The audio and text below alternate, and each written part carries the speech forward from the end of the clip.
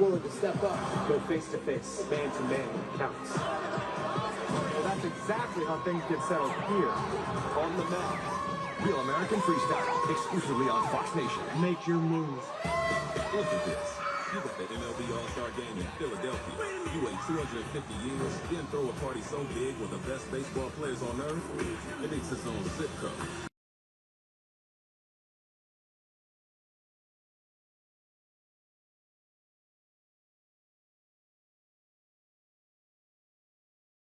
Showing off. A night of American celebration. 250 years in the making. July 14th on Fox. Almost heaven, West Virginia. What a All-American performance. This team and this country are starting to believe. It appears that there's a playlist for the winning team. Right now, John Denver. I didn't show up yesterday. 2 days ago.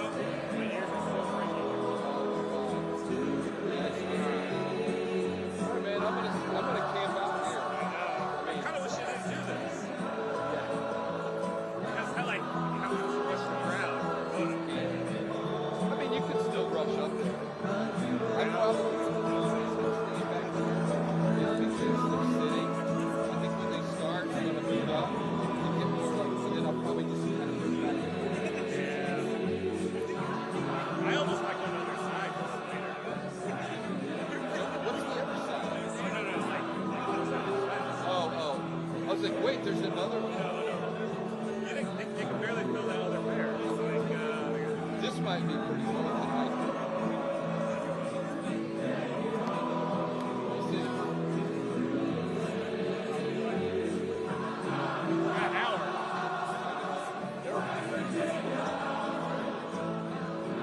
Okay, next time. Take it back.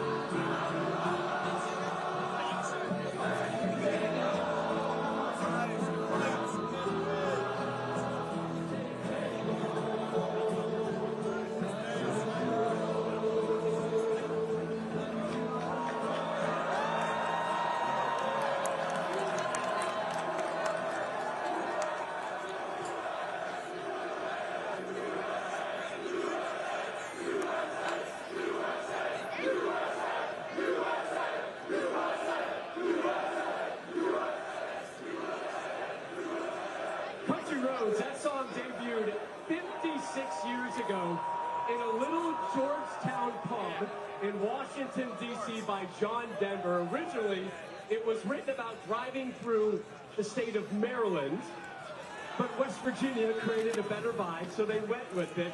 Now it's an anthem synonymous with the United States, synonymous with this U.S. team this summer. Their manager, the Argentinian, Mauricio Pochettino, really starting to lean into American culture lately. Throughout the first pitch at a Mariners game the other day, we had a feature earlier today about him preaching grittiness and this whole why not us mentality.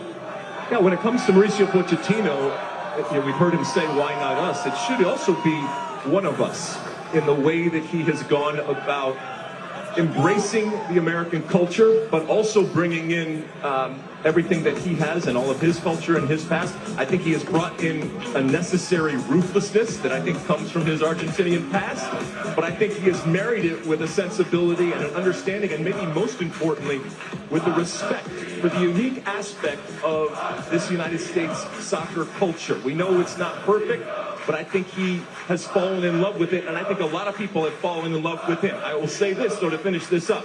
Mauricio Pochettino was hired for a game like tonight, all right? This is the round of 16.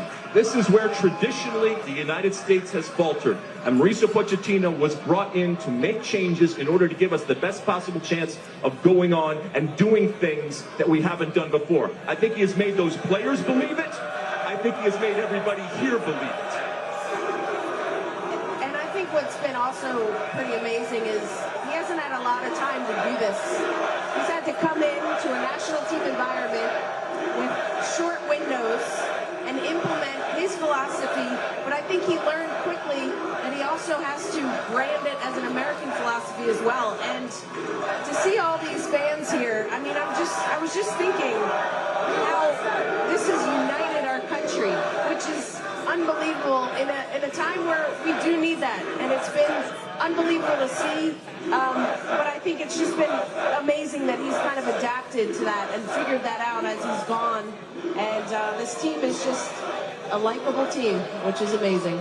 No, for sure. And when you think about songs, you think about, it reminds you of certain moments in time, and forever people will think back to 2026, wherever they were, listening to it. The players will hold more special meaning for them when they talk about it with their kids.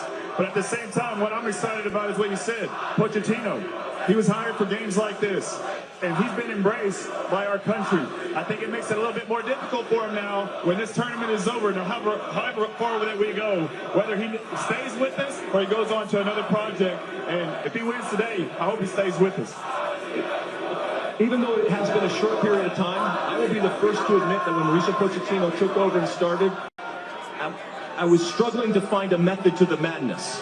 But I think that there is a method to whatever madness there may be, and I think that he has done a tremendous job of making sure that these players, that, keep in mind, were the second youngest group in a World Cup last World Cup, and now they're in a very, very different place, and making sure that they are responsible to themselves and to others. He has brought a competitive nature into this team that the players have acknowledged, that I think has been huge as they have become adult players as opposed to these teenagers that we have kind of seen come to fruition. And the players had to buy into all this, and I think the timing and everything just synced up perfectly. You guys both said he was hired for games like this. He was hired to win games like this at the World Cup stage. Malik Tillman made his mark last summer at the CONCACAF Gold Cup. His success this summer has validated his decision to represent the United States. Here's Tom Rinaldi on how Tillman and the U.S. men's national team are proving to be a match made in heaven. I would say our team describes the U.S. A lot of different backgrounds. We all share the same love. We will fight for this badge. Born in Germany to an American father and German mother, Malik Tillman's path was shaped in Europe, but would lead to an American roster. He learned the game through the vaunted Bayern Munich academy system, carrying him from boyhood to professional breakthrough. Tillman would also play in Scotland and the Netherlands, winning league titles and earning Champions League experience. But after representing Germany at the youth level, Tillman made a different choice, committing to play for the U.S. men's national team in 2022. Since making the switch, he's become a key part of the team's midfield, attacking, contributing, and in a defining moment, delivering. Tillman delivers for the United States. Now he hopes to carry the U.S. even further. Malik Tillman, competing for the Cup.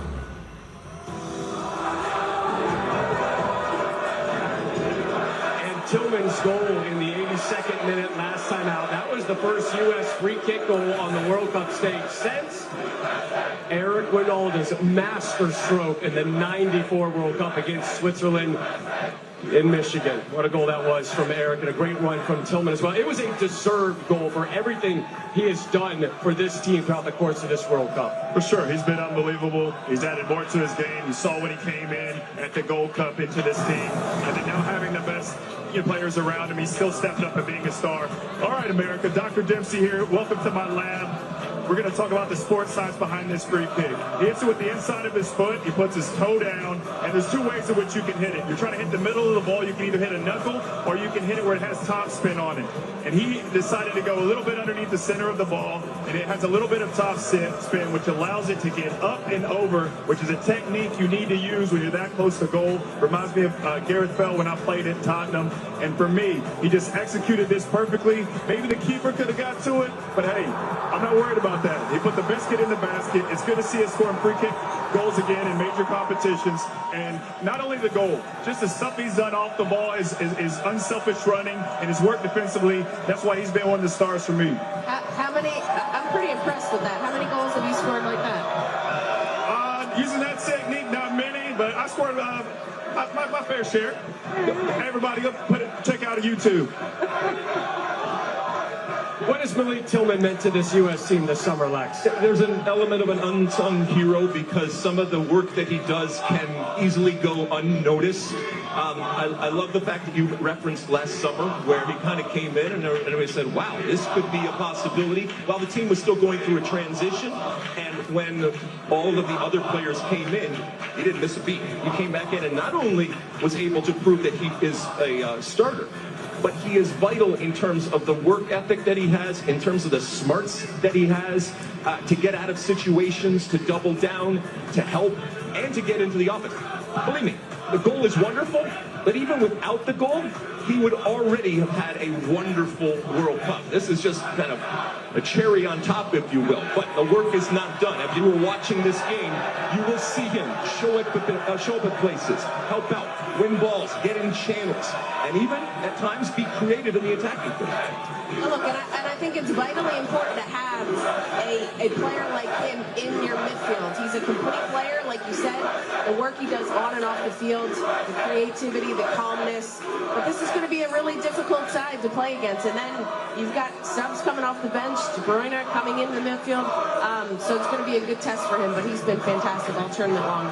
He has been so fun to watch, whether he's starting an offensive break or breaking down the opposition's attack. Malik Tillman has been integral, and that goal helped the U.S. snap a 12-match winless run against European opposition. Weston McKennie and company try to take down another European side. 9th-ranked Belgium is coming up in just about an hour from Seattle Stadium. Massive crowd waiting to get inside the stadium. Hour 2 of the pregame show on the way. More on Folarin Balogun's return. A look at our starting 11s, and there's a surprise, a couple from Belgium, and how this nation has become obsessed with the U.S. team.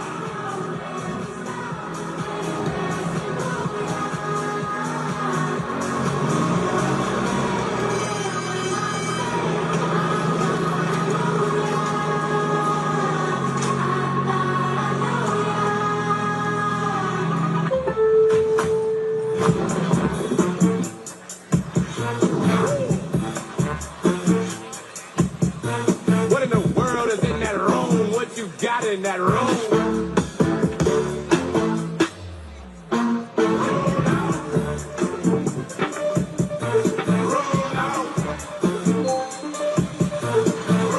There's no place like Lowe's.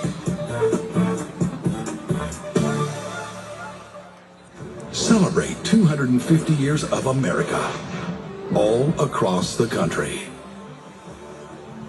Experience all 50 states at the Great American State Fair, June 25th through July 10th. Then join in the biggest 4th of July celebration the nation has ever seen. Be part of history. Celebrate America. RSVP now at freedom250.org. Welcome back, guys. Let's go. July 15th. Don't miss the return of the top 16. It looks like the brownie from a bake sale. MasterChef Global Gauntlet returns after the World Cup on Fox. Toyota Tacoma and Tundra are ranked the top 2 in resale value of all vehicles by Kelley Blue Book.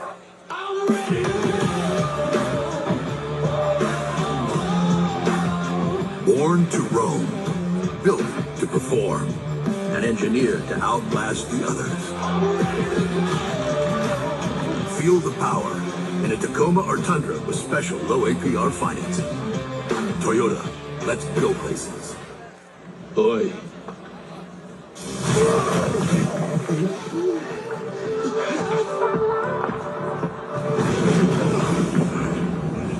Hello, I've got a delivery. I'm gonna leave this here. They're busy.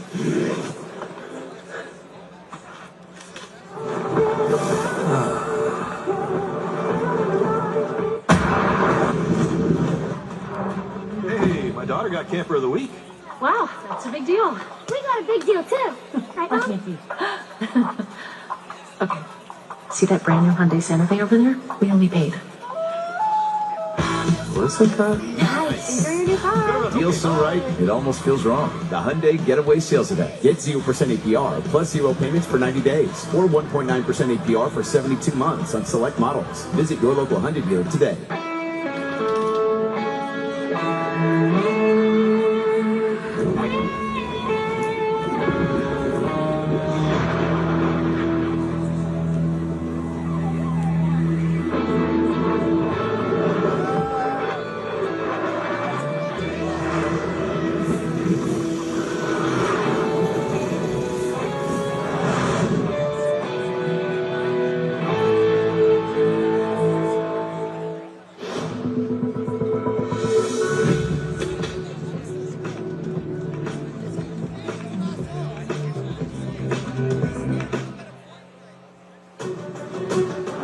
FIFA World Cup 2026 today on Fox is presented by Google.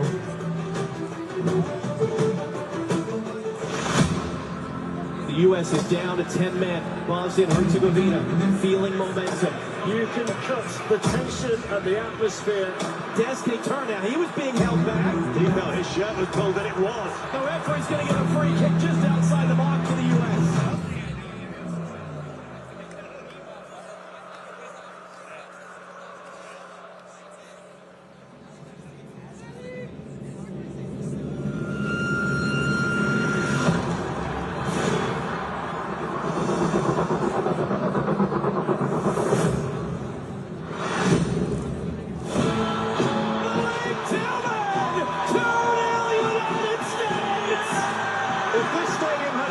It would have just lifted off. Pure brilliance when his country needed it most. For the United States, the dream continues. Makes me proud to be American.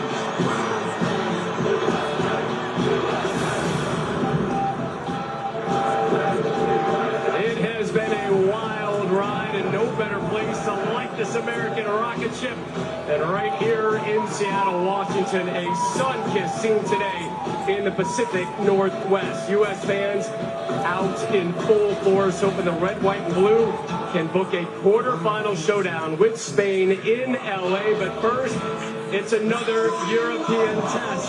5 days ago, the U.S. snapped a 10-game losing streak to European opposition as they shut out Bosnia and Herzegovina. Today, the Americans have 9th-ranked Belgium, and it is the last call for this Belgian golden generation. Big-time talents like Leandro Trossard, Kevin De Bruyne, still getting it done for the Red Devils, but De Bruyne starts on the bench today.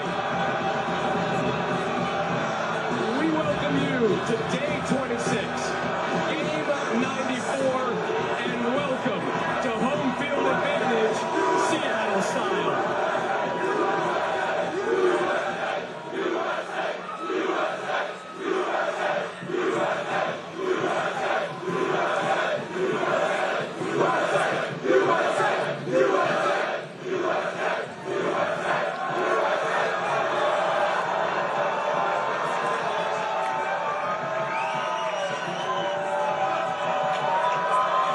We were here 17 days ago, and Seattle blew us away.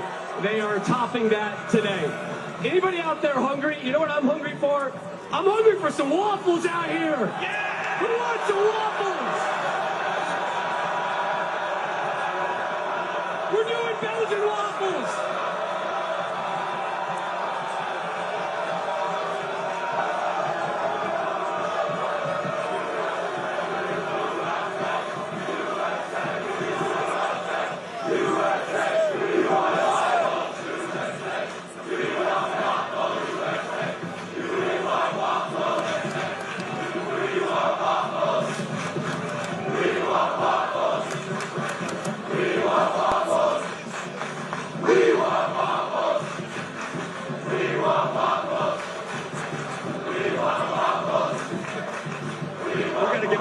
We got to get that going in the stadium today. Never did I think a "We Want Waffles" chant would take place at a U.S. soccer game.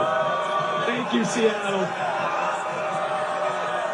Waffles do hit the spot sometimes now. So glad you're here with us today from Seattle.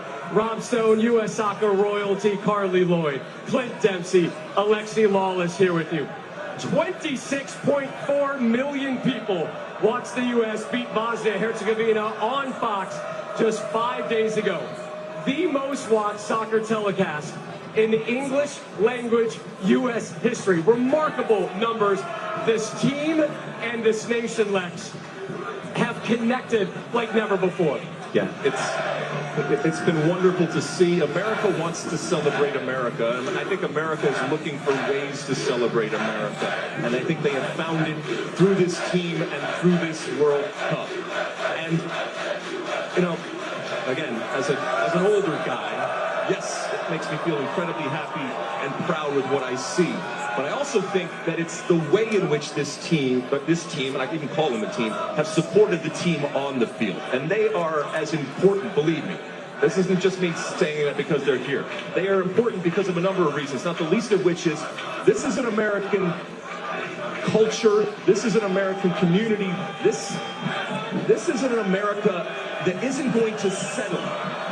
This is an America that isn't just happy to be at a World Cup.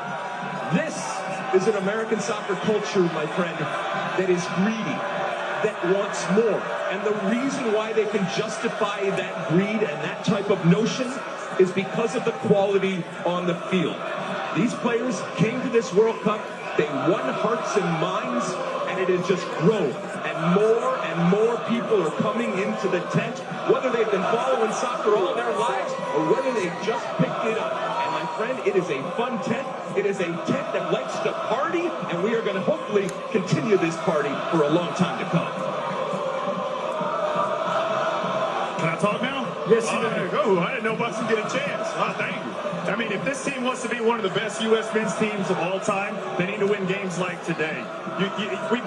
This is to your point, this has kind of been our bogey situation, not being able to get past the round of 16. And if you want to be along the teams of 2002 or go on to the semifinals and be the teams of 1930s, you need to win games like today. And I'm looking forward to that battle in midfield between Tillman, McKinney, and Adams versus Onana and Tillmans. I think it's going to be great. Both teams are going to go at it. We're playing against a top 10 side. We're going against a team that, you know, has a higher FIFA ranking than us, and I think that's going to make for a more exciting game. No team is going to sit back. Both teams are going to go for it. It's going to be wide open, and I expect a lot of goals. Look, and, you know, this fan base, America has fallen in love with this team, and I'm greedy. I'd like to win, but if they don't win, this has still been an absolutely massive success, in my opinion. I do think that they can win. They have the capability of winning. They have the players. They have Pochettino, who's leading this squad. But the way in which they have displayed on the field the grit, the determination, the way they're playing, the way they're scoring goals, the way they're together, I just think that is what America loves to see, and they've united our entire country, which has been absolutely unbelievable. But also what America loves to see is winners.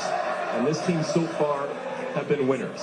But this is a big, big test for this team. This is a big test for this generation. It's a big test for American soccer.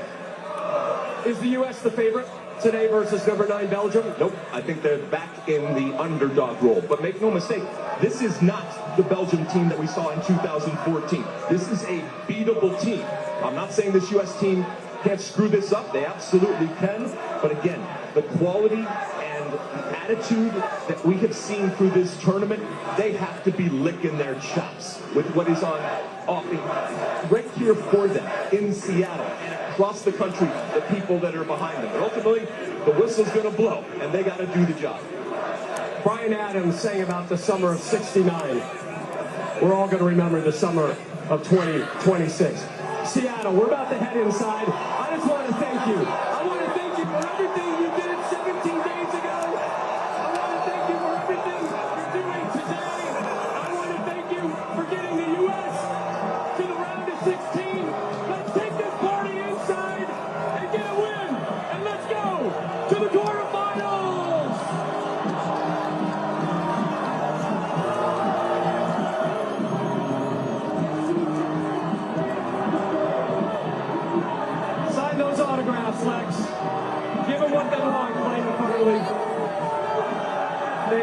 Seattle. The U.S. looking to set up a quarterfinal date with Spain, who took care of Portugal earlier today.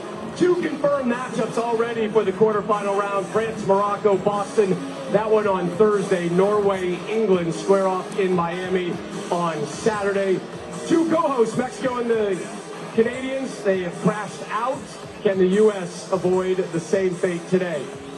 Here's a look at the rest of today's team. Just behind us inside the stadium, Rebecca Lowe, Thierry Henry, Zlatan Ibrahimovic. Match announcers, John Strong, Stu Holden, Emmy winner Tom Rinaldi, and Jenny Taft, who's been embedded with the U.S. team throughout this impressive run here at the World Cup. It's a moment 32 years in the making. The United States on home soil. It's the United States on the board! There's your 2 stars, America. Balogun! The Americans are here. But it's Freeman who punches it home, and the building shakes in Seattle. They are marching on to the knockout round. Turkey score the winning goal. Full steam ahead. Go make history. Has changed the game completely. Yes, can be red card. What his country needed the most. Pure brilliance. Down the man, but up 2 goals. The United States in Seattle for the 2nd time at this World Cup. If they prevail, the Americans would head to LA to take on Spain. They've already had 2 matches in the LA area. The second match will be in Dallas. Tournament conclusion Sunday, July 19th, inside New York, New Jersey Stadium. Back in 94, when the States last hosted the World Cup. It was not a curiosity for the U.S. States. Also this summer, the crowds have created home field advantage everywhere they have gone. Flo Balogun being available afforded Mauricio Pochettino the chance to repeat the same 11 from the last match. We'll talk about it. USA! USA! USA! USA! USA! USA! USA! USA! USA!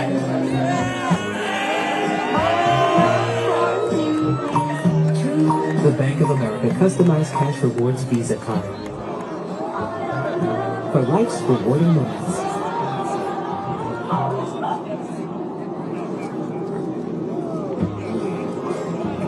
Earn 6% cash back in the category of your choice, like online shopping, for the first year from account opening.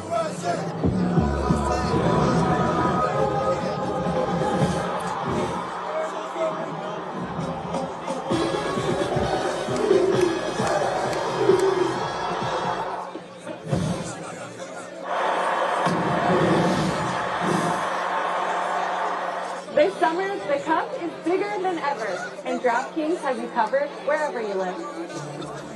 Every match, every goal, every iconic celebration that gets blown out of proportion by the international media. Pinkies up. New DraftKings customers, spend $5 and get $200 in total bonuses, and get in the game nationwide with DraftKings. Now live in all 50 states. The crown is yours. Hi, I'm Katie from Long Home. We're lighting up your summer with red, white, and huge savings. It's the Long Home 4th of July flash sale. Get a brand new bathroom remodel for as low as $149 a month, plus a free mow and shower head upgrade, a $2,000 value. The Long name has been trusted for 4 generations to transform homes just like yours. Don't wait. The 4th of July flash sale ends July 11th. Call Long Homes, Maryland, D.C., and Virginia's #1 home improvement company. Because trust goes a long way. We invited passionate soccer fans to push Nissan vehicles to the limit, just like they do with their teams. Further proof that the Nissan lineup is tested and trusted by the toughest. Hurry in to bring home a winning offer at the Nissan Summer Sales Event. Now well-qualified buyers get 0% APR on select model trims, or get Sentra starting at just $22,600.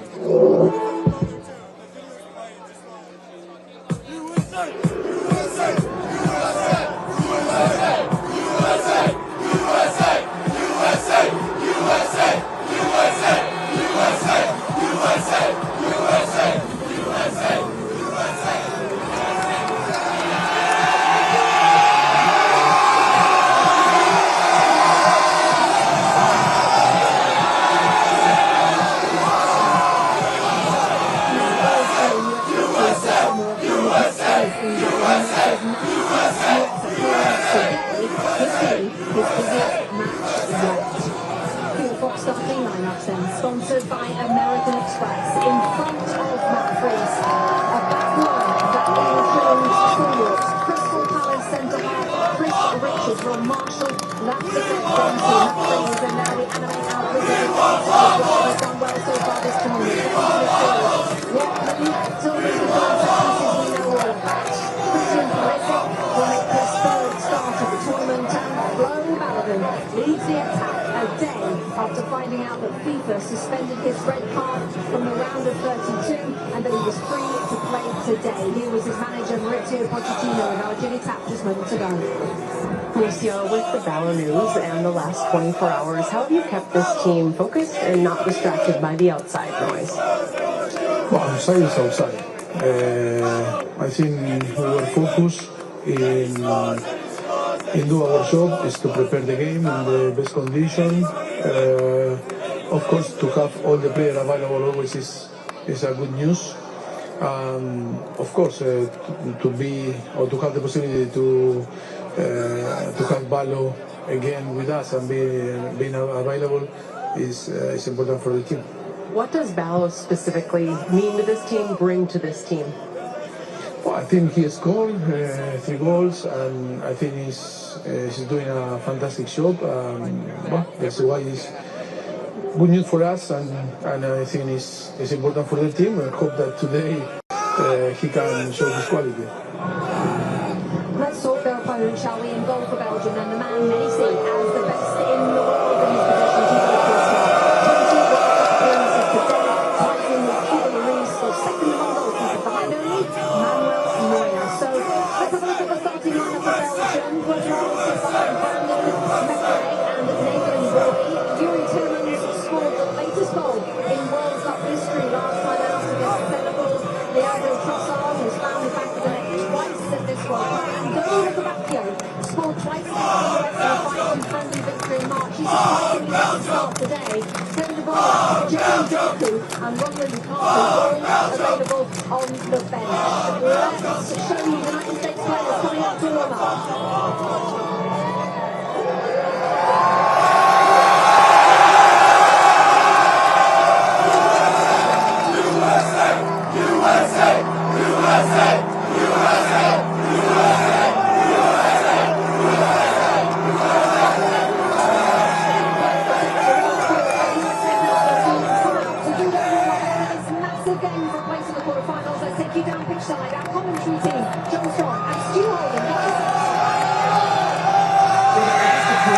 Down here on the field, we've seen the lineups now. What's a big picture theme that you think is going to be significant for this game? The game is 90 minutes. The U.S. are going to have to play all 90 minutes absolutely dialed in. And one of the things in Rudy Garcia's team selections, and Terry was talking about this as well a little bit, they have a lot of options off the bench, but I think in the first half really trying to match the athleticism, the intensity, and the energy at which the U.S. will play with. This is a game at this stage in the competition that we have seen so far. Can't make mistakes, you will get punished. As the U.S. team facing the best team they will face the tournament in this sport. It's a young group. We heard so much about the maturity of this group. We will see how mature they are in game management. But go get that early goal, because I think the team that scores the first goal tonight wins the game. 90-minute game, and as Mauricio Pochettino reiterated to us at practice yesterday, they're going to have to win this as a whole group, not one player, whether that's Belgium or someone else. We're so excited for this, Rebecca. Back to you. Guys, thank you very much. And we have gone from 3 to our normal 4. Alexi Lalas has praised the crowd. Beautiful. I miss you guys. Well, look, it's going to attack the ball, especially for you, my friend. But let's go. Yes, we will defense pick up a little bit. I know. I can just starting to work my way back. Romelu Lukaku of this team. Okay, let's look at the starting lineup for the US men's national team. Of course, Balogun starts, unsurprisingly now, but we have an Olympics now.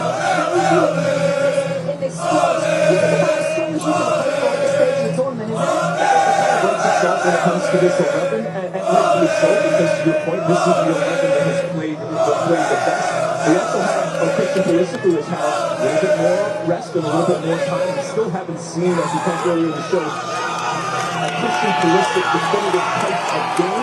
It would be great to have it here today, but as you guys have been talking about, they are up against this Belgian team. I think for the first time in this tournament here, we're going to see the U.S. playing a team where the U.S. is not back in that underdog role.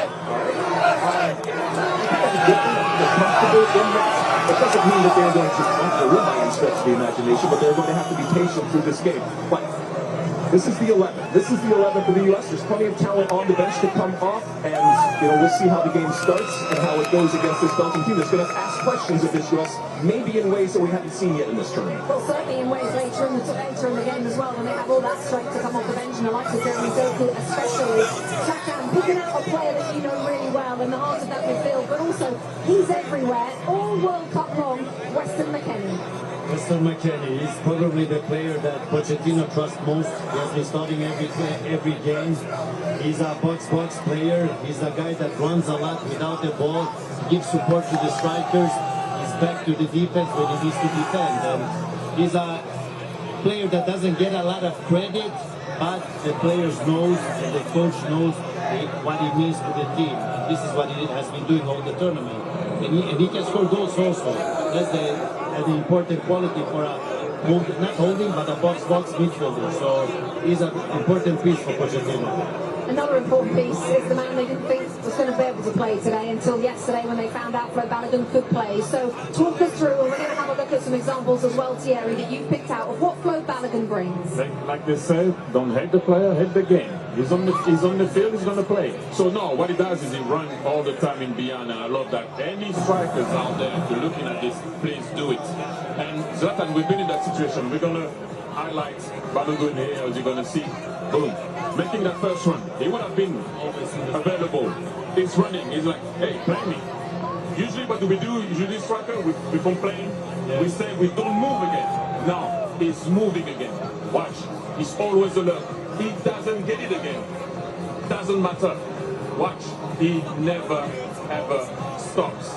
Look at that one. Same thing. He's always asking for the ball in behind. Always moving. Look at what Bosnia is doing. They're dropping.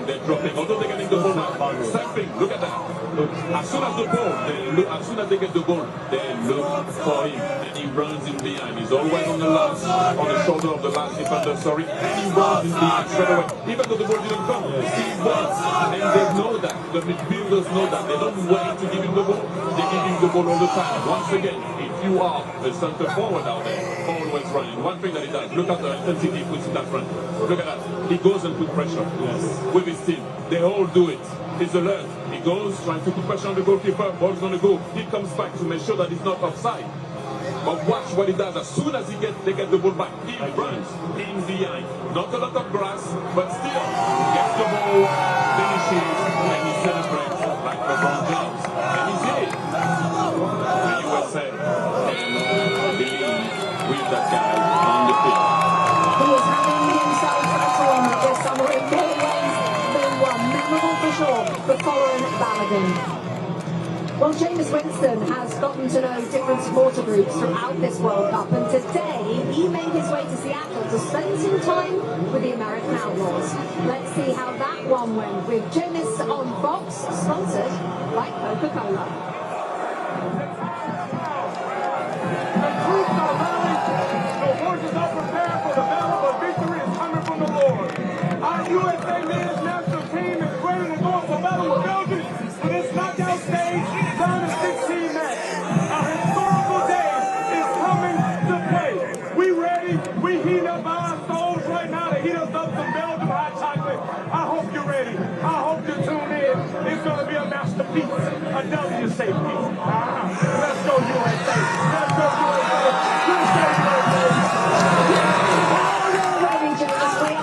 Massive crowd expected at Seattle Stadium. It is the US against Belgium, a quarter-final spot on the line. The winner books a date with Spain.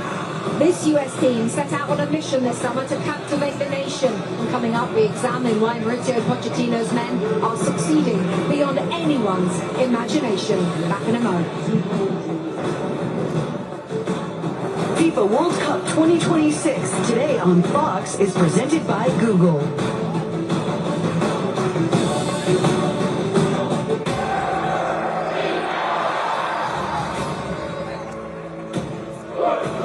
That World Cup's still something special.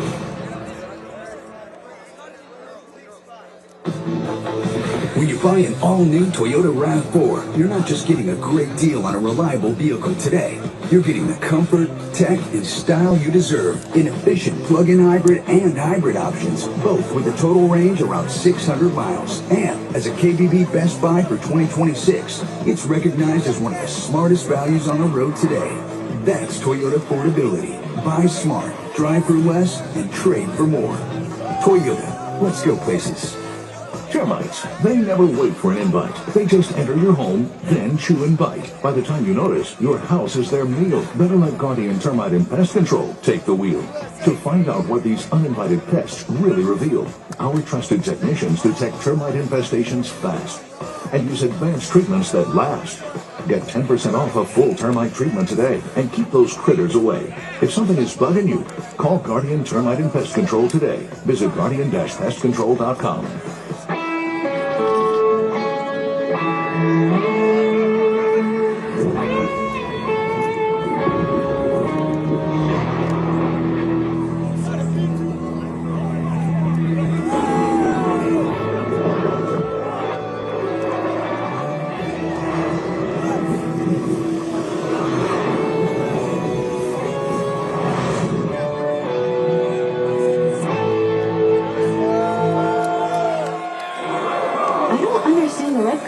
This football is so confusing. I can help. Think of cards in football as the opposite to your Sapphire Reserve card. Red cards make it harder for you to earn points. This card earns you 3 times the points on dining. Thank you. Also, you get a $300 credit on travel. You ready? Yeah.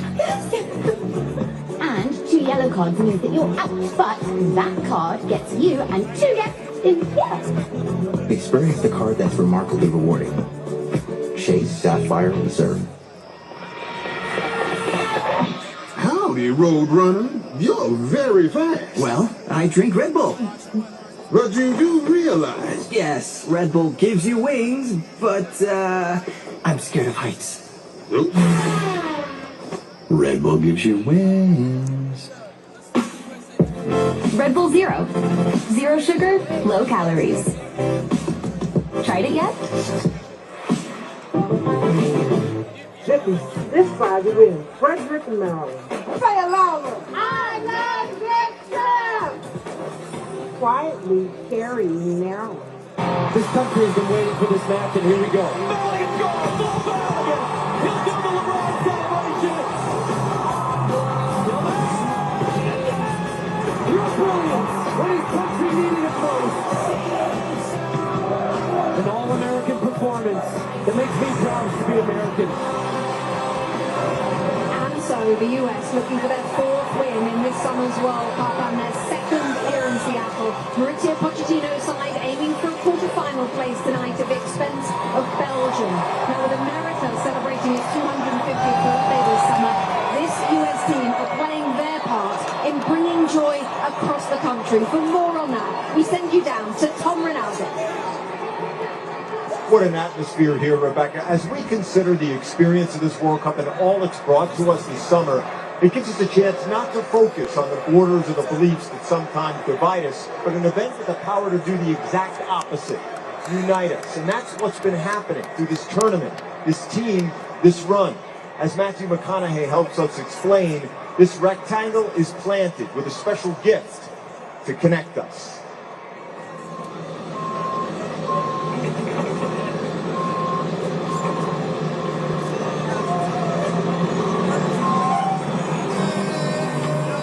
Planted in our earth, rooted in our soil, but with the practice of patience and the care of cultivation, through weather, labor, and time, the blades of grass form and then transform. A sod farm to a playing field, of countryside to a beckoning stage, a patch of land to a common ground. Oh, but watch how it grows into a turf that supports the weight of a nation's hopes.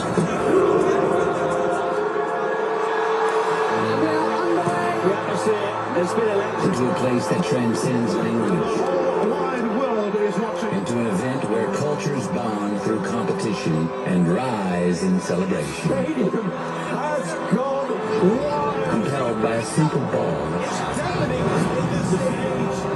and a beautiful game. The timing is Changed the game completely. These lined fields serving as the grandest stages on earth. These measured rectangles, gleaming theaters with unscripted plays that allow us this gift.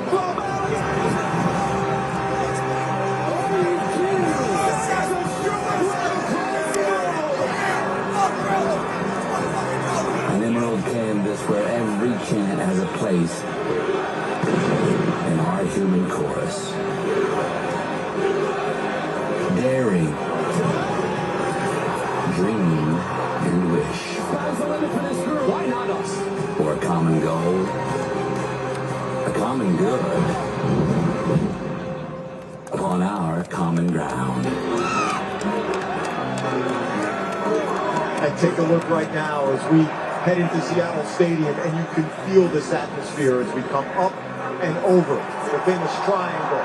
And you can hear this crowd roar. Thanks to Matthew McConaughey. His film, The Rivals of Benziah King, in select theaters August 14th, nationwide August 21st. We know he's going to be watching with millions of others to see how this script unfolds and how this movie ends, Rebecca. We can't wait. Tom, thank you. What a beautiful piece. Alexei, I want to start with you. You've known this is coming for a number of years. How has what has happened in this country, both on and off the field, compared to perhaps your expectations coming in? Oh, it's exceeded my expectations. You know, when I think back 32 years and what America was as a soccer country and culture, you know, as the saying goes, you've come a long way, baby, and we certainly have. It's kind of like you see a band when they're first starting out in a club, and it's, you know, it's raw and it's almost intimate, and then you see that band grow and grow and grow, and next they're playing a stadium, and they're two completely different experiences. They can be incredibly impressive, but they're different. I love what is happening here. I love what is happening to my country through this World Cup and through this sport. It makes me incredibly happy. It makes me incredibly proud, and I enjoy sharing it with everybody. It's kind of perfect that while you were answering, that Country Roads just started to be played around this stadium, the new anthem of this US men's national team. Zlatan, is this what you expected when you signed up for this gig? I mean, I'm here. There is a reason why I'm here. A World Cup without Zlatan is not a World Cup. There is still more to come. So it has been amazing. It has been great. This is all about what the World Cup is. So bring the whole world together. Everybody's welcome, and it's connecting everybody. So that's the beauty with World Cup. Thierry, you've lived in the States, you've played in the States, you've managed over here too. Did you think this, not just here today, but what we've seen over the last 3 to 4 weeks, with not just the USA, but all the teams and all the fans, did you think it would look like this one day? Yes. And I've been saying it for a very long time. I've said it since December. This country is a sleeping giant when it comes to football. I will say football. This country is a beast. But you need to go about it the right way. You need to believe that you can. I've been saying it for a very long time. This country, usually when they touch a sport, they usually dominate it. And I know, I've been saying it for a long time, since I've been here, since I left, when I'm in Europe, I always say to people, do not sleep on the US. Do not. But do they want to wake up? Do they want it? Do they believe in it? That's a different ball game. I always did. And I always did say, when I'm in Europe, oh yeah. But you have to go about it the right way. And have the right foundation. There's a good foundation right now. Hopefully you can build on that. I always believe that I will never change and not stutter. This World Cup has given us as Americans a view through the lens of others as they see this country through the World Cup, and it's given us perspective, and I think maybe even some appreciation, and then obviously the people that have visited the country, hopefully they have a completely different perspective when it comes to what we are as America. A huge choir belting out Country Roads before kick-off as we edge towards this game between the USA and Belgium. The first North American World Cup in 32 years, by the way, smashing attendance record. We've already got past the 6 million mark, and United States fans certainly doing their part. Seattle Stadium is going to be packed to the rafters with US fans today. Can their presence push this team into the last 8? We will pick out our players to watch ahead of this one. 21 minutes to go.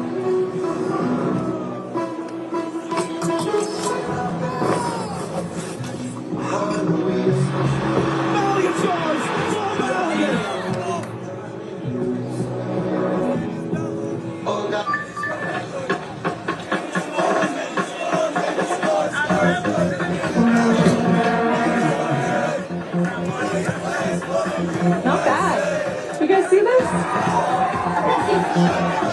Control the ball. Cut off my foot. And it's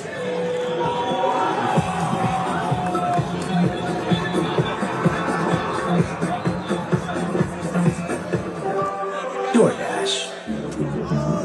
How we're made determines how far we go. So for those who are strong, those who are powerful, those who aren't afraid to push their limits, the world of greater awaits. Greater journeys, greater experiences, greater memories. The first ever Kia Telluride Turbo Hybrid is ready. Look at this. Look at the MLB All-Star Game in Philadelphia. This is how America celebrates its birthday. A night of American celebration, July 14th on Fox. FIFA World Cup 2026 pre-kick is presented by Adidas.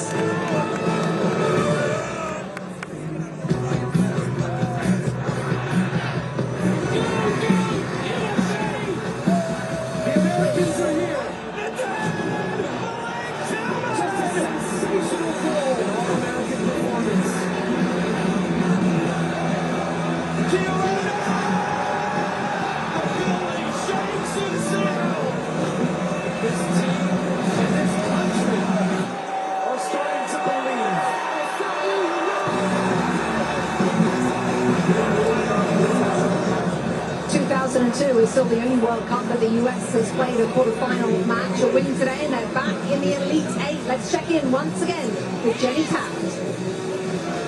This game will demand the highest version of ourselves. That's one of the many messages from Mauricio Pochettino to his players before this match. I've had a close eye on Folarin Balogun, available to play starting tonight. He didn't want to chat with me before this one, saying he wanted to let his play do the talking and talk after the match. But his players tell me he is ready for the moment. Some are calling this the biggest game ever for U.S. soccer. Tim Ream told me the moment you say that, you become distracted. I asked him about the last 24 hours, the highest of highs, Balo's back, criticism from the outside. He said, we are so close. We are a family. Nothing can get in the way of what we plan to do.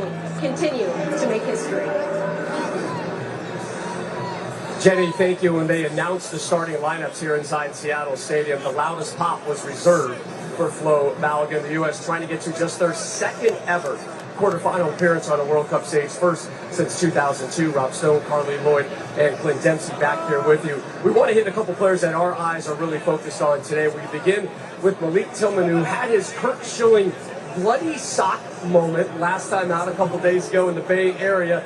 Before he took that free kick, that's a look at what he was dealing with, and he was still able to bend that ball into the, as Dr. Dempsey showed us earlier. Yeah, welcome to the lab. Silver has been the man. But it's hard to mention him without mentioning also McKinney and Adams. They've been amazing in midfield. What's impressed me about Tillman is his work off the ball. His running for his teammates to get open, but also the work he's doing defensively. We've always known his quality that he has, being able to be creative, use his flicks, use his skill to create opportunities for the players around him. And I think this battle will be won in midfield today. And look, big-time players show up in big moments, and we are all awaiting Christian Pulisic to show up. This is his opportunity to do so. This game actually sets him up to have success, especially out wide. The Belgians can want to get their fullbacks high, and he can take advantage of that space in transition. 1v1s, he's got to be exceptional and get a goal. Real quick, 3 Belgian stars start this one on the bench. How does that impact the way the U.S. is going to attack that first 45?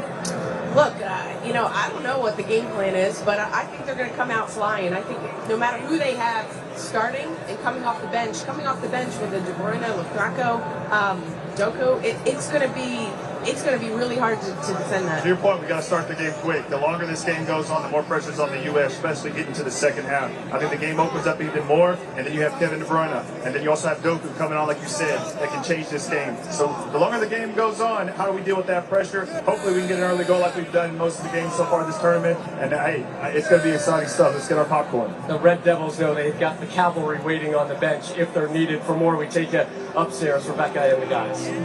Rob, thank you so much. So many stars then on both sides hoping to leave their mark on today's match. So for our players to watch, sponsored by Adidas, we're going to focus first of all on one of those players the guys are talking about who will probably, Zlatan, come off the bench and affect this game in a big way. Who's that?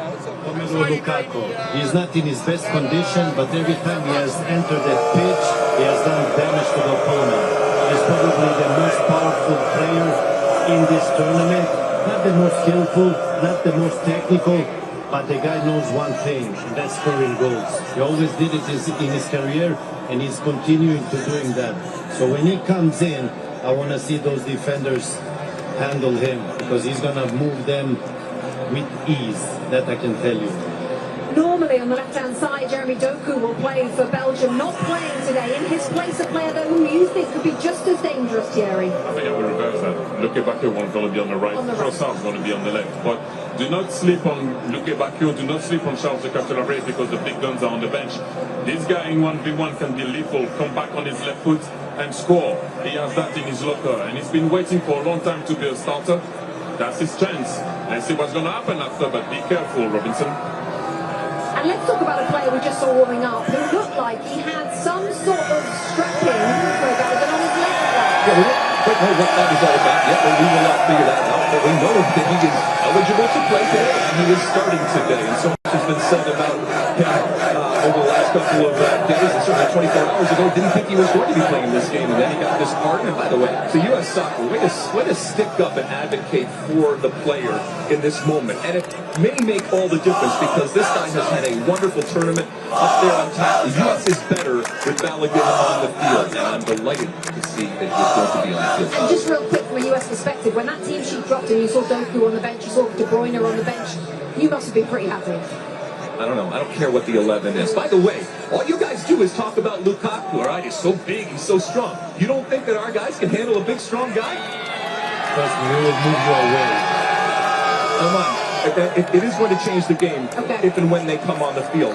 But I think our U.S. team is going to be prepared for it. All right, chaps, thank you. Well, Christian Pulisic yet to find the back of the net at this World Cup tonight. He's hoping to shine against Belgium in Seattle, and he'll have the support of the entire country. United States fans gathering for watch parties everywhere.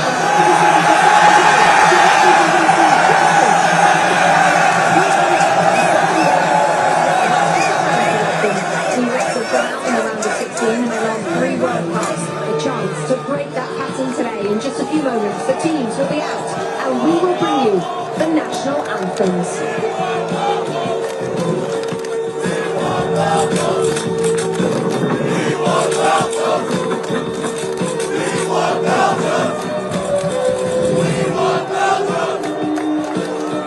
Did you know salsa was invented when Puerto Ricans took Cuban rhythms to New York? Brazilian Jiu-Jitsu was born when the Japanese took Judo to Brazil. When North African frying traditions met Spanish stew, Spain made the churros. After Jamaicans took their sound systems to the UK, the world got behind. And this is what the world gets when 48 nations meet to play one beautiful game.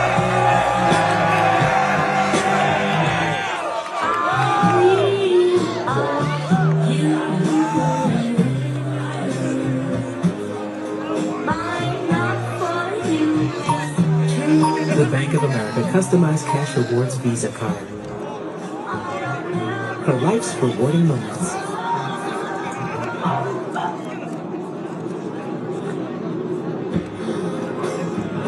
Earn 6% cash back in a category of your choice, like online shopping, for the first year from account opening. Do you believe in miracles? Yes! welcome to the party.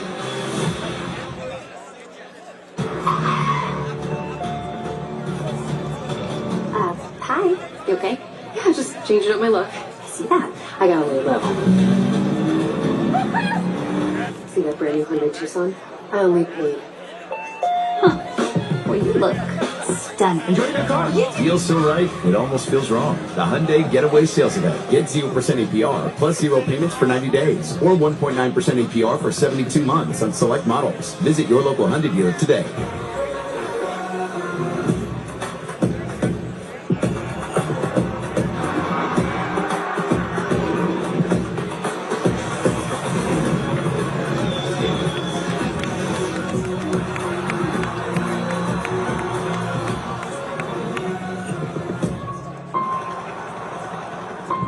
This day was inevitable.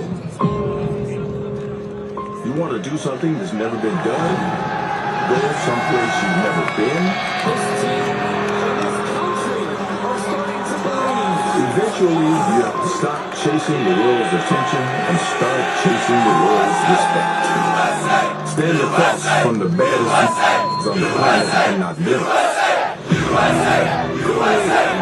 Look up at the rest of the planet.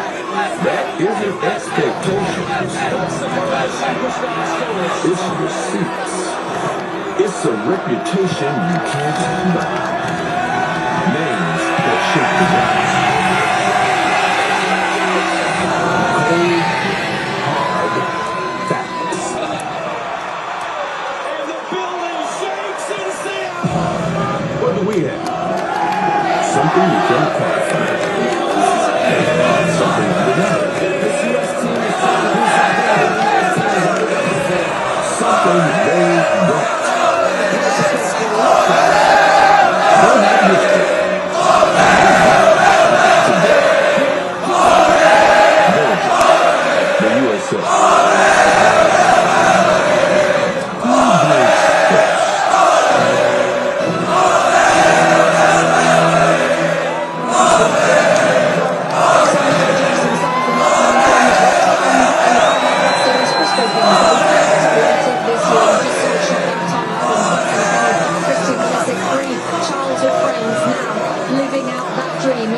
Who breaks first? For the US men's national team in the quarter-final of this World Cup, where they would meet Spain in LA on a Friday, but that's if they can get past a strong Belgium team.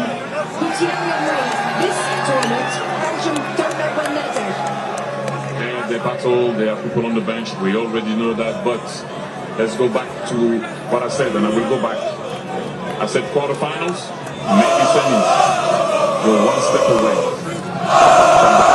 So let's see where you can go. And after maybe we can think about Spain and climbing Mount Everest. I think the football game, but you have to deal with that first and see where you can go. Look at the team here at Seattle Stadium as they await the teams.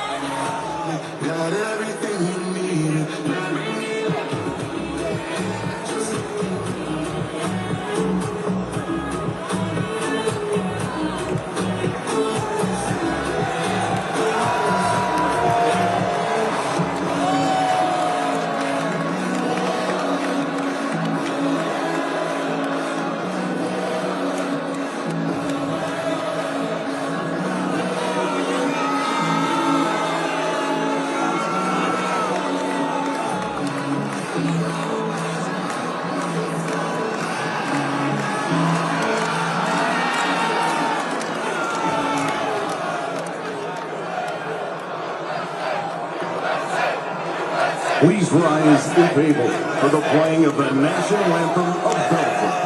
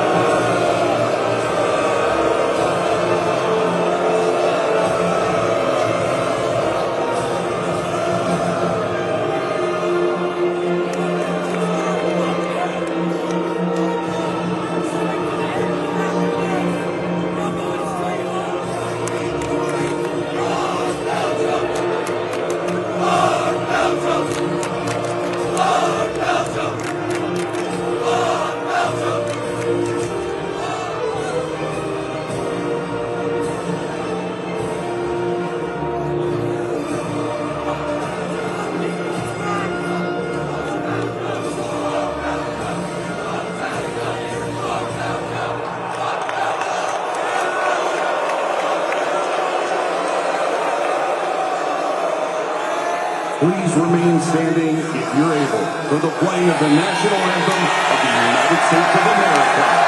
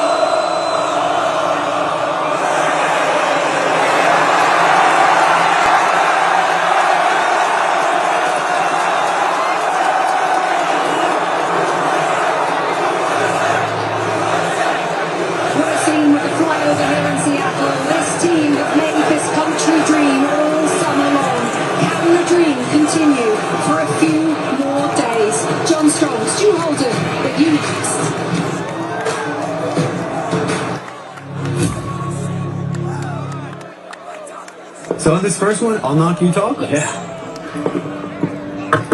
Hi, I'm your neighbor. We're having a watch party. We like to bump. Sounds like fun. Yeah. Hey, Alec, what's up? Hello, welcome. Come on in, guys.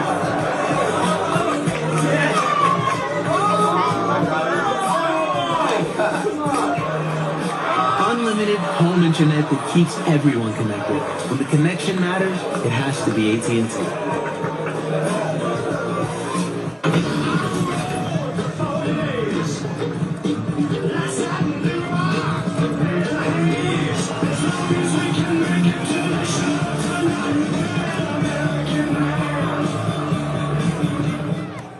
Turn back time when you're injured with Valvoline Restore and Protect, a first-of-its-kind motor oil that removes up to 100% of engine-killing deposits and protects against future damage.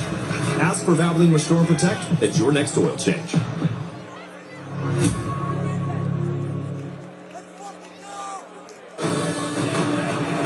FIFA World Cup 2026 on Fox is presented by the Home Depot. Here we are again, same Seattle sunshine, same incredible atmosphere, but a very different game with a very different edge this evening.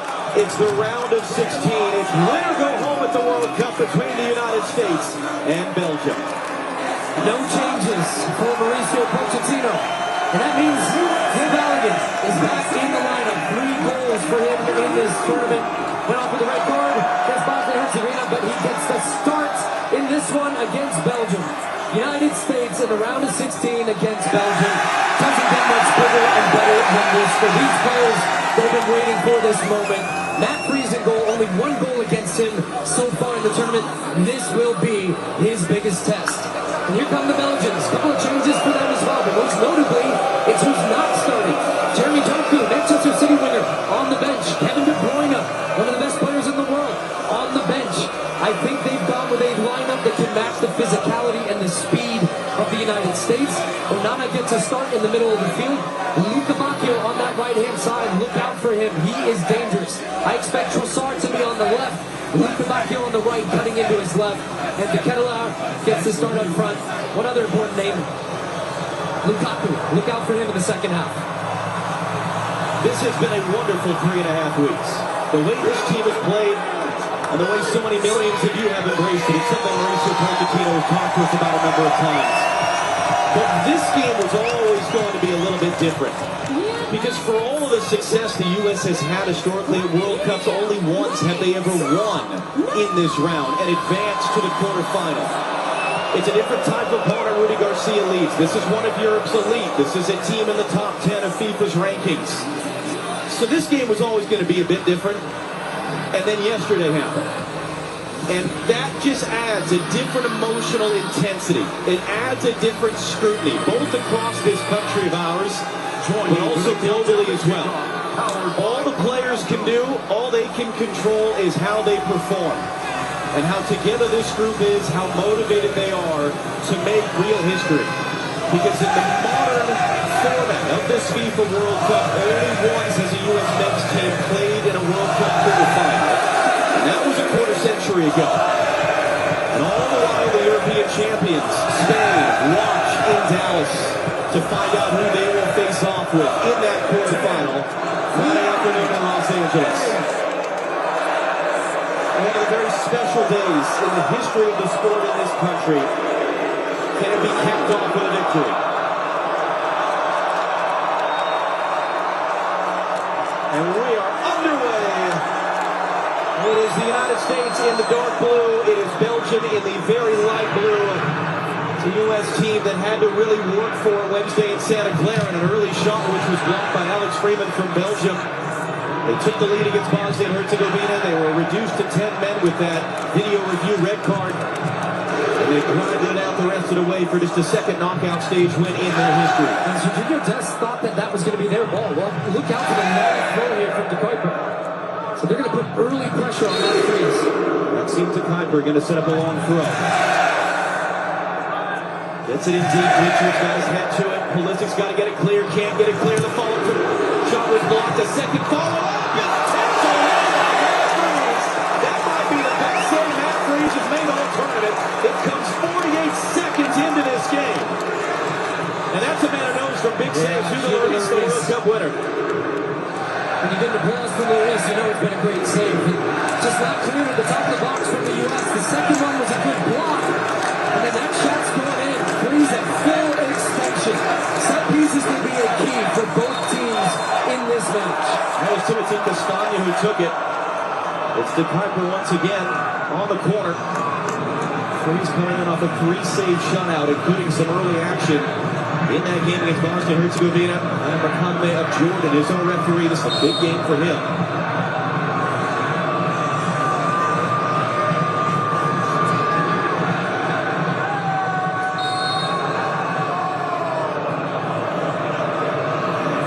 Dramatic build-up. Yeah, they ran too early, so he's trying to reset up this set play here. 5% today, and Freeze stays at home. Anthony Robinson didn't get there. That's the second early save from Matt Freeze. Off the head of Tyler Shaw to Ketelaere. So it's a Belgian team. They were in this building a week ago. They were down 2 goals with 5 minutes left. It was the latest comeback in a knockout stage game in World Cup history. They forced extra time with Senegal. They won it with the latest goal in the history of the World Cup. So they're coming in a little bit battle-hard, maybe a little bit fatigued as well, potentially. You talked about the lineup changes. Overall, what do you expect? I expect that this is a game the U.S. are going to have to be locked in for 90 minutes. They passed.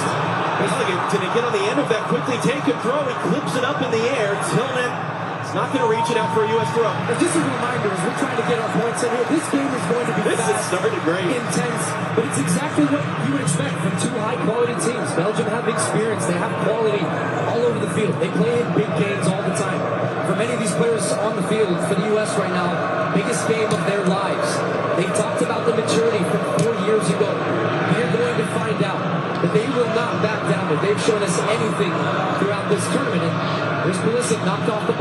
said, I think he could have a very big game in this one if he gets the space and time, but is aggressive in the ball. But at the beginning, U.S. has to be the team that matches the intensity. Richards is going to get there first. Folarin was trying to catch him there, going back to freeze the goalkeeper, and he knocks it off of Belgium for a throw.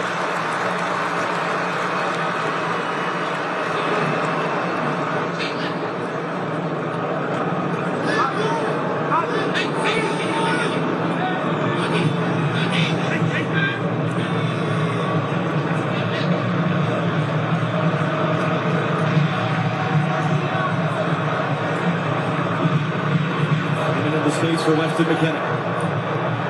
Des, Russell Carrell one, knocked away by the second man through Onana. Folarin taken immediately off the ball. McKinney, early angle in, Balogun's not going to get there. Thibaut Courtois, one of the best goalkeepers in the world of his generation, his first touch of the ball.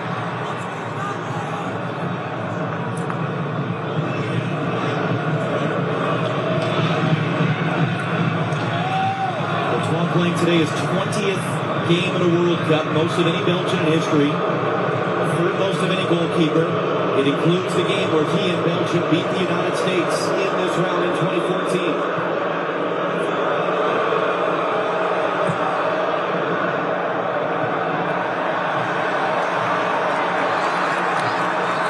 That's first to that header from Freeman. Direct traffic, doesn't like what he sees for a Belgian throw.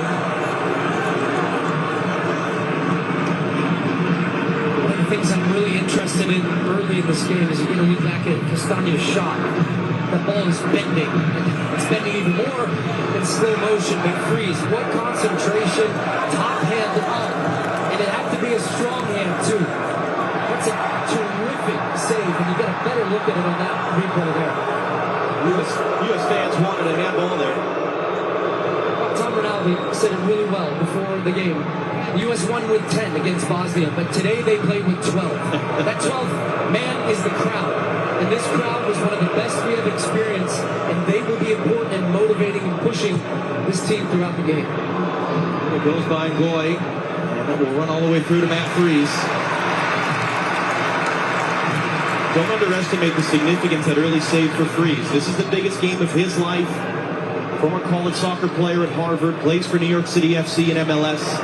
5 saves so far at this tournament, but none of the truly top-level category. That might have, in fact, be the biggest save he's made in his 19 games as the starting goalkeeper for the United States, particularly because it came so early. Listen to media pressure taken off the ball by Onana. Pulisic's lost his first 2 goals today. Yeah, just a couple touches that are getting a little sticky, stuck under his foot. Just trying to watch how the United States are looking to build and to break down this Belgian defense. McKinney really in possession is coming far wide and right. And you've got the wingers, the fullbacks on both sides pushing inside.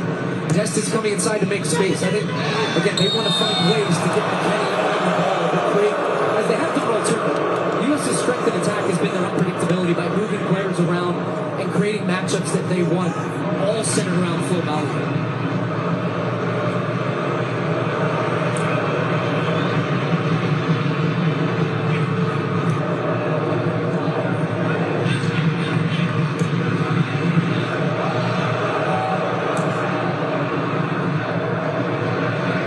Did well. There's the body up on the Folarin. Don't allow him to even challenge for that.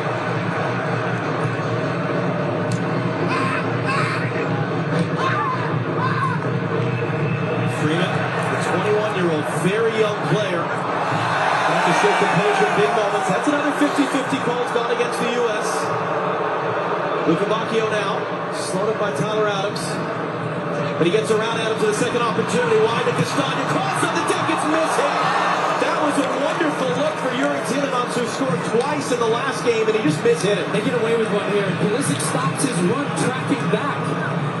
With Castagna here, he does the overlap, so they get the overload situation that they want. And Pulisic just stopped running with him and left Anthony Robinson 2 against 1. The ball was cut back. It was a great look for Tielemans, expecting him to just sweep that into the back of the net. But the first thing you see is just the difference now in competition. The athleticism of Belgium, closing down space, putting the U.S. under pressure. It's going to be important 1v1 duels all across the field, but you can't leave players make that run tracking back. You can't leave guys 2v1. There's been a hesitation, but he gets there in front of Luca Bacchio, and those two collide. It's what we said. This is a different type of game against a different type of opponent from the prior four.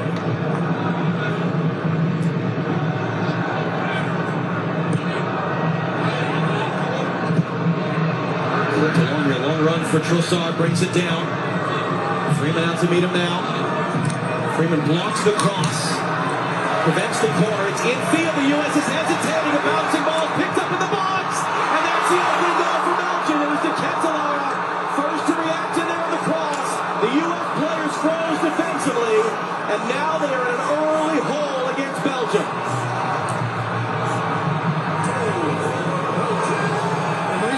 And you saw them there looking at the replay of that on their screen thinking, what are we doing?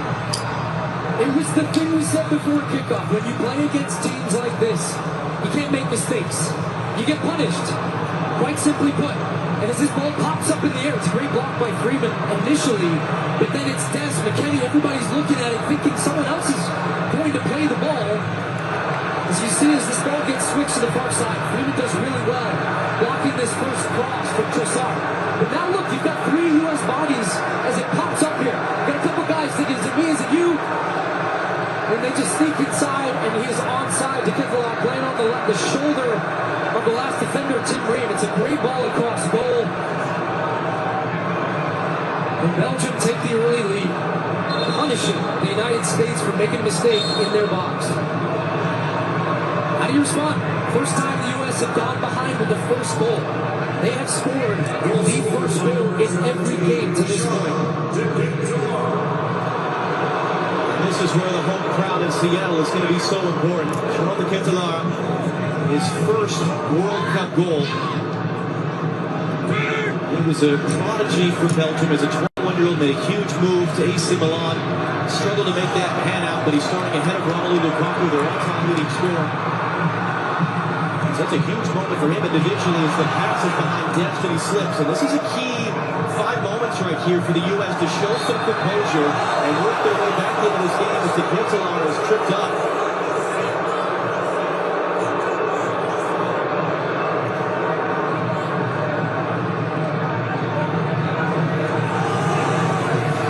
Just a little kick there you saw from Tyler Adams. And Patina Pierluigi Colina talking with Jill Ellis. Alex Morgan in there. Sidney Parlow Cohn, bottom left, president of the U.S. Soccer Federation.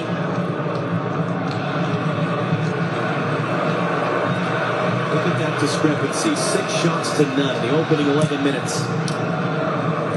And we were so worried about the second half of this game. The U.S. has been the top scoring team in the first half at this World Cup. Can they get themselves going here? Good interception by Castagna there as Ream was trying to pick out Pulisic. And I think the other thing Belgium are doing well right now is they're not trying to play through the U.S. press. They simply said, look, we're going to force you out a little bit. We're not trying to find those little slip balls to Anana. We don't want to give the ball away in the middle of the field. And then they're playing direct and over the top, trying to test the back line of the United States. And so far it has been working. Freeman, good defensive work there. Trossard. They're going to score that goal against Australia in the game here a couple weeks ago. That ball's out of play. They do just look a little nervy, though, don't they? The U.S. Heavy touches, balls going out of bounds, turnovers in the middle of the field, a little bit late on some of those tackles. That's when you've gone from being the aggressor in every game, and you've had such a great start and an intensity, and all of a sudden now somebody's right up in your face. Richard just got hit in the face, and Chris Richards is down. Indispensable members of this team, one of the key leaders at the back, Birmingham, Alabama native.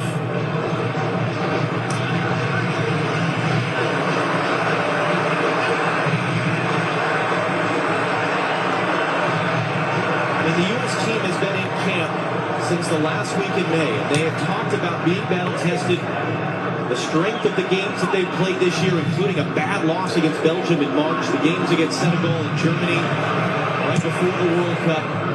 The togetherness and the spirit they feel that this group has is good A lot of them have said of any team they've ever been a part of, that has to show now. Ream was late. The Kentalar is going to keep that ball in play. Anthony Robinson won the initial battle for the ball. He can't do anything about that on the outside. Lukabakio running in. Adams bodies it off it. Reset wide to Kentalara. Anthony Robinson waiting. Lukabakio now. It was coming for De Kentalara. Back heel attempt there. Zilamonte can't get it clear. Trossard was there to pick it up. Pulisic can't get it clear. Onana holds it in. Flipped in now, and that'll be a comfortable catch for Freeze as Trossard was in the air. Well, because the U.S. have not been able to really get pressure, Alex Freeman trying to get his team and this crowd going. In games like this, you need a moment. You need something to go your way. A possession, a tackle, because they're under siege right now, this U.S. team. Trossard will line it up from a long ways out and put it over. But the point I was going to make is that because Belgium have so much of the ball in the attacking part of the field, and they're so comfortable in possession, they have fullbacks high and wide. They have numbers advantages all over the field. So now the U.S.'s best attacking players, as you look at the goal again, the Kentalar is not going to get many easier finishes than that, but that's just being in the right place, timing his run, staying onside, coming off that U.S. mistake. But the U.S.'s attacking players right now have to come back and track back and deal with these fullbacks. So Pulisic's doubling down, and Dest is coming back, so they're not a threat the other way. The U.S. need to have something attacking-wise that keeps those fullbacks a little bit more honest and keeps the numbers advantage in their favor defensively. Robinson for Weston McKay, too far for him.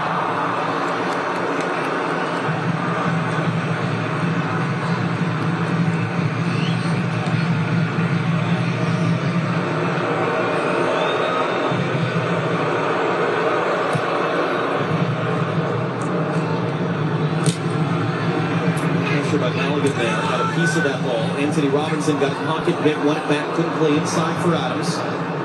Quarter hour gone. It's been a tough opening 15 minutes for the U.S. Matt Freeze with that huge save in the opening minute. 9-minute goal for Belgium. And they start to look again like the team that they have been at this World Cup so far, even against a much higher quality opponent than they've played at this World Cup so far. I think we're about 7-ish minutes away from the hydration break. Just looking at the U.S. defensive pressing structure, it's too easy for Belgium right now. It's basically Balogun against 3. Belgium are building out with 3 players on the map, and McKennie's having to drop back a little bit deeper in midfield. So the U.S. just can't get the same type of pressure on the ball that they have been doing. They get a good look at it here. As they start to cycle it out, they've always got an extra man. So Tillman did a good job stepping out that time and forced that long ball that has now resulted in an offside. They're going to have to adjust in real time, but I do think that would be the first real opportunity for Pochettino tactically to try to shift this a little bit. I asked Mauricio Pochettino yesterday, how do you win these type of games? He laughed and said, I don't know, I've never been in one of them. Ask me again after. But he's such a coach that is so big on the mental side of the game. And as he said to us, more so than anything tactically or physically, the spirit that these guys have walking around the field at the end of practice and just kind of chatting with each other. So that's what's going to help us win these types of games, that we stick together in these moments. But in saying that, the U.S. Soccer Federation took a big swing, spent a lot of money to bring in Mauricio Pochettino a little bit less than 2 years ago. And this is the type of game, and this hydration break in a few moments is exactly the type of moment why you do that. What can he do with this opportunity? Man down for Belgium in some pain right now is Amadou Onana. The play's going to be stopped so he can be looked at. He hasn't started since the first match for Belgium. He went off in that match with an injury, missed the game against Iran. Then came back, had 2 appearances. Cameo was basically off the bench, so seeing him back in the starting lineup, that was a significant change for Belgium. He brings a lot in the middle of the field. Now, the players are coming over to the bench right now. This will be interesting how the referee, he's going to say no. Because the U.S. almost were trying to use this as a tactical timeout, which Pochettino still is trying to communicate stuff. Just can't stop him from talking. Yeah. Right down below us to our left. But I was going to add to your point about Pochettino. There is only so much you can do as a coach tactically within this sport to where there's an element of when you put the players out on the field, the players have to execute and perform. There's nothing tactically Pochettino could have done on that first goal. That's just a couple of guys looking at the ball, not communicating, and then boom, that's why you're down 1-0. So it's not like, look, Belgium have been the better team. They've created the more chances. But this has not been a landslide by any means. There's a lot of time left for these guys on the field to get this going here. Amadou Onana, who was actually born in Senegal, but he was raised in Belgium. Plays at Aston Villa in the Premier League with Yuri Tielemans. As you mentioned, having been a starter at the last World Cup, he's been more often coming off the bench, so it's a big spot for him to be given this opportunity. It's a Belgium team, not just how good they've been when they scored the first goal. They've actually not been beaten in any game since March of last year. They're on the second longest unbeaten run in their country's history. The only longer run was a team that made the semi-final at the World Cup in 2018, the best Belgian team of the modern era. And a few players from that team, that golden generation, are still a part of this squad as Anthony Robinson tackles it out. The question right now is whether Onana can continue. The answer looks to be no. And they've got a substitute up already, R16, who has been a starter for them at this tournament. So an early blow for Belgium to have to lose one of their starters to an apparent injury. They're going to hold the sub now. So Belgium are playing with 10, but they have an attacking throw. It's sent in deep. It's Weston McKennie who heads away. I'm not done. Back in by Castagna, back post. Richards rising up to get it away. Adams in, almost collided with Pulisic, able to get rid of it. Balogun collision with a couple defenders. Balogun's going to chase this one. Had to be alert to come out and get it. Gives it away. Going to be bashed forward. There's a second man down for Belgium right now. As part of that collision with Balogun a moment ago. U.S. don't have to kick this ball out so he can get looked at. It is the referee's purview if he wants to stop the game, and he does now. It's one of the Mekele, their center back, who's down. Should have period also give Belgium a chance to make their sub. We almost had the same situation with the ball up in the air, but eventually I think it was Tyler Adams who took charge. Mekele ends up colliding with his own teammate, which is, I think, why you hear the response from this Seattle crowd. Now, I've talked a lot about this atmosphere. I think even what I'm feeling from the players and the crowd is a little bit of nerves. A good attacking spell for the U.S. would go a long way in bringing everybody into this game, including themselves. So R16 is on. Mekele is able to continue after being down for a moment. Des drives it inside. Tillman, and he couldn't make that pass across the field. Intercepted by Luca Bacchio. There's Tillman flying through from behind, couldn't get there to Ketelar, the goal scorer. Going to return. Luca Bacchio beat to what a run from Luca Bacchio, and an even better run from Tyler Adams. Tracked him from the middle of the field. And those little moments I'm talking about, that could be one as well. It's just U.S. turning over the ball as Onana's going to make his way to the Belgian locker room. That's nothing. You never want to see that for any player taking part in a game like this.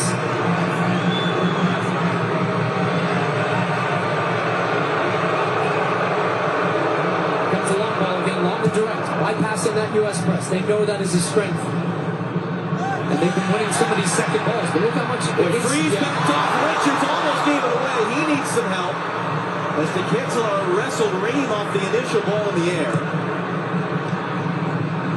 Robinson was meaning that for Dest, but McKinney came to get it. But you understand now if you're the U.S. what they're doing. So this means now you need your center backs, your defenders, whoever's attacking the ball.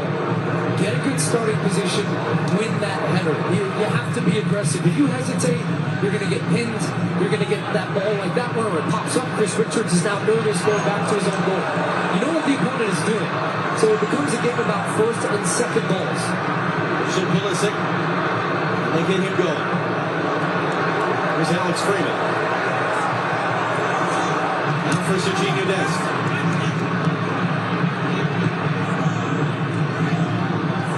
Freeman. Tillman.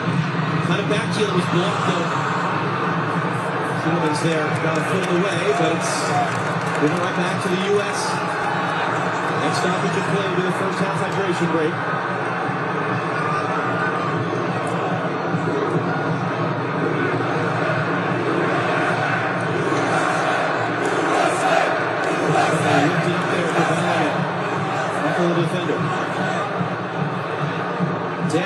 They drive it inside of the Kuiper. It's a foul against Serginho Dest. Well, this will be interesting. I think he's going to think that Dest was pulling him with the left hand down as he was getting around the Kuiper. That takes us to our first half hydration break. Jonathan Cancellara gets his 7th career goal for his country, the difference maker right now here in Seattle in the round of 16 of the FIFA World Cup.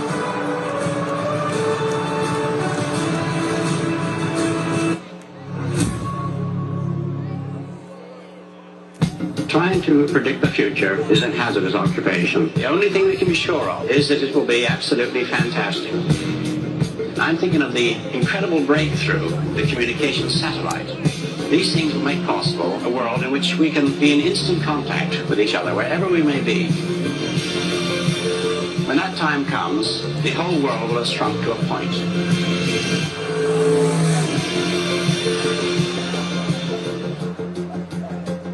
You know who never loses the FIFA World Cup? A bandwagon fan. But as long as we have Lays, everyone wins. So I just... Boom. Little help? Thanks. Nice job. I'm not doing that. So instead of judging us, join us. Hop on the bandwagon, America. I don't know, I just got here. You know who's winning? Every Walmart Plus member knows free delivery means that unexpected guests of any size are not a problem. Carl looks like he can eat. He's a machine. This is why I'm a Walmart Plus member. Groceries delivered free today. You guys saying what I'm saying? Carl makes me sneeze. Good thing pharmacy delivery is free too. Who knew? Mom, yeah. With Walmart Plus, I can handle the rest. It's worth it. What a beautiful animal. I see you, Carl.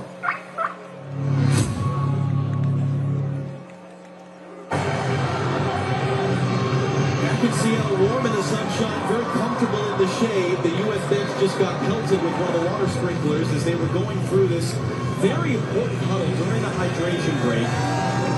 Let's start first of all with this, from the mental, emotional side. If indeed this team has looked a bit nervy, why would that be? For all that they've done the last few weeks, why would this be a game that they would struggle to work into? The biggest game of some of their lives. The only way to get experience in these games and not feel nervous is to play in them more often. World Cups are every 4 years. That's why when I look across the way at Belgium, as we said, these guys are playing at Champions League clubs, big clubs going far in European competitions. You play big games. You don't feel that same type of way. And I think the U.S. looked just a little hesitant in the early stages, and then the game goes against you, then you concede an early goal. But that's done now. You're in the game. How do you respond from that? That's when you find out who's a lion, who's going to stand up and be counted on and don't be a sheep. And I think these guys have got it in them. But they need a spell to believe in themselves once again of what this team could do. But I am early stages here. I want to see how the U.S. is going to adjust out of that hydration break and what intensity they bring to swing that back on Belgium a little bit. They need a spell, they need a spark.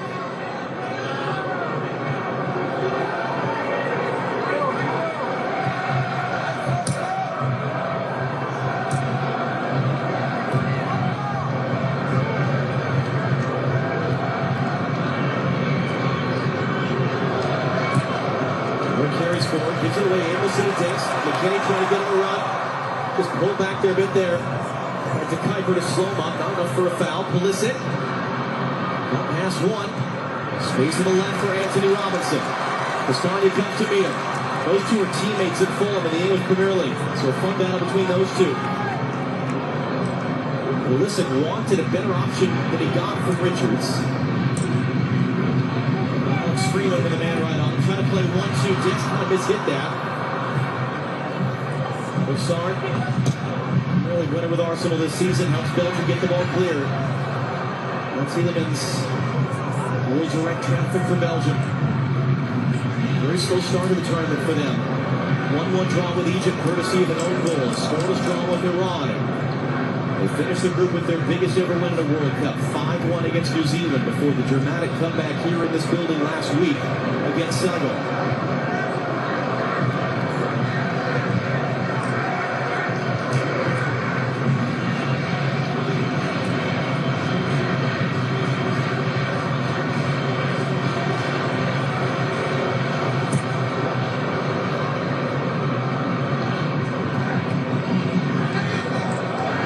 Well, the second time there, De Ketelaere was the only one who knew that ball had just gone straight up in the air and is able to steer wide for Luca Bacchio.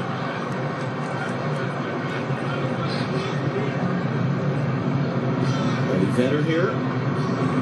Seattle rock music legend. This entire city has been engaged with this whole tournament. This is the sixth and final game in Seattle of this World Cup. And they lift the U.S. back into this game. And Austin McKinney's fouled.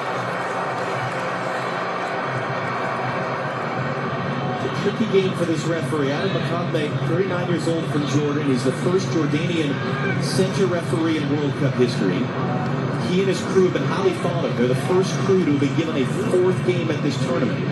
But there's going to be an extreme amount of scrutiny on him and his decisions, he and his assistants, and the video assistant referee from Qatar, because of everything that's happened in the last 36 hours. It's led to Folarin Balogun being on this field. A little change up team. Tyler Adams, familiar screen. He's dropping between the center backs to now allow the U.S. to get their fullbacks higher. I think that's a good switch there. Now, because it opens this up. Well, listen, Balogun. He's got the free kick, U.S. in a great shooting position. And instant dividends. So now you have Anthony Robinson high and wide on the left. You've got Freeman high on the right. Now you've got your creative players coming underneath a little bit. So Pulisic finds a good spot, looks for the combination with Balogun. His back-to-goal play has been terrific. A little bit of play on the back. And the U.S. now all of a sudden have a set piece. Pretty good distance here for a direct strike. And I would imagine Malik Tillman, who stuck his last free kick in the top corner, will be standing over this one again. On the same field with that man, Josie Altidore once scored a free kick goal for the U.S. It was the first free kick goal in a World Cup for the U.S. since 1994. Slightly different goalkeeper this time. Thibaut Courtois, one of the best in the world, 6'6", huge wingspan. Listen to the crowd come to life here.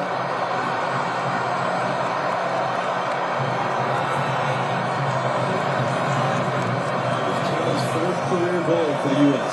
What's interesting, John, here is last time it was a little more to the left. He had to go to the wall. He can go both sides here because this is central, which makes it more difficult for Courtois. There's a man lying down behind the wall, which means the wall can jump. Tillman all the way!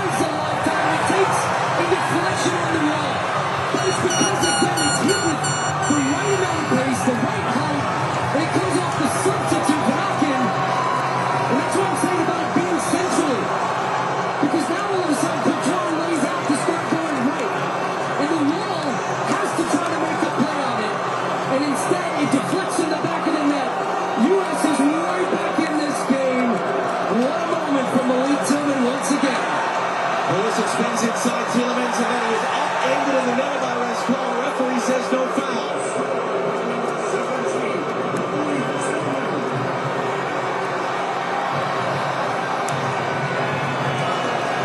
The U.S. is the highest scoring team in the first half of games of this World Cup.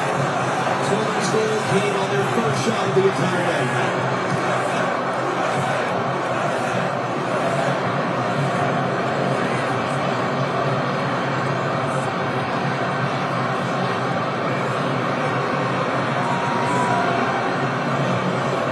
Belgium trying to counter punch. Trossard working on desk. Trossard to the byline, gets a cross in. The Ketelaere drives it up, and Belgium retake the lead. Moments later, Charles de Ketelaere climbs the ladder, his second goal, and the U.S. right back where they were. If that ball was going to go out for a goal kick or corner, I was going to say, it's one of the cliches in this game that you're most vulnerable after you score a goal. And this is why. Because the other team all of a sudden now has instant motivation to punch back. But once this ball gets wide, you've got 2v1. You can't let the cross get in here. Freeman is backing off. You've got support. Be more aggressive. They're both taking the same angle there. same play. And that comes down to communication. But even at that point, Tim Ream gets beat at the back post.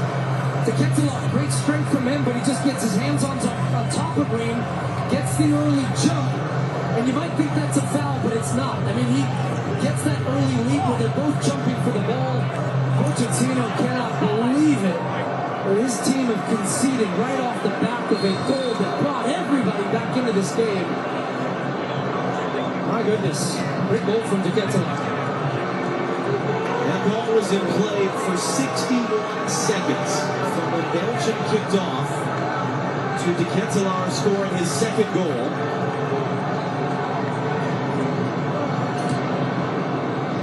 And now exactly that. This crowd, these players have to get their energy back.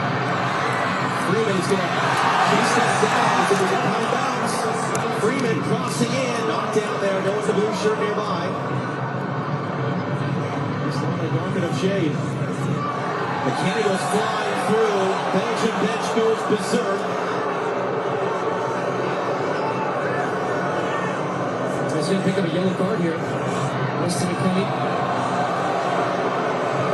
Gotta be smart still. Now there's a lot of emotions, a lot of intensity. And he's just a touch late. That is a yellow card tackle from McKennie.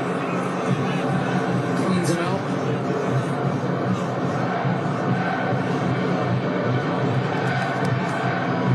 Jenny Taft, you're down there next to the U.S. bench. I imagine quite the swing in emotion the last few minutes. What have you been seeing and hearing? It's so true, Josh. From elation to absolute shock. I've seen Mauricio Pochettino kick over that water bottle bucket. I know you saw that as well. He's been shaking his head. Now, the nerves are very apparent from this U.S. team. I know you guys are catching on to the energy from the bench. I did learn during that hydration break, one of his messages was to make sure they were playing closer together without hesitation. Let's see if they can get back to that. So hit by Pulisic there. Luka Bacchio on the floor. McKennie going to get back to that touch. The goal scorer cycles it around. So now again, here's Tyler Adams dropping into the back line. Now you've got Freeman wide on the right. They're going to try to find these little passing lanes and combinations. Having players, as Jenny said, they're closer together. And yet Belgium will know that as well, and they're trying to shut off all those passing lanes. Well, what Belgium's doing is they're not backing off and they have their pressing triggers and releases. And when one guy goes, here comes the Kettelar. Look how everybody steps up. They try to go together. Off the chest, although it was a bit much for McKennie to deal with, and Belgium went it back in the middle of the field. I think it's a huge end to the half here for the United States. You've got just under 10 minutes plus some stoppage. But what you really want to accomplish in this game is stay in the game. If you find a goal break, you level it back up. But you need to make sure you stay intense, dialed in, you stayed free. Because if you concede another one before the half, Kettelar was offside, and that touch looked like two of them came off the knock in the second. That's why I knew he couldn't touch it.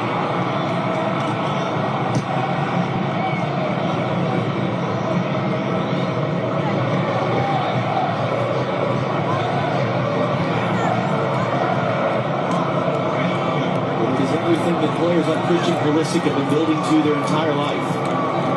Is everything that Mauricio Pochettino and his staff have been building to the last 2 years. Tillman, and that ran away from there, trying to make his move. Robinson stepped in to poke it away.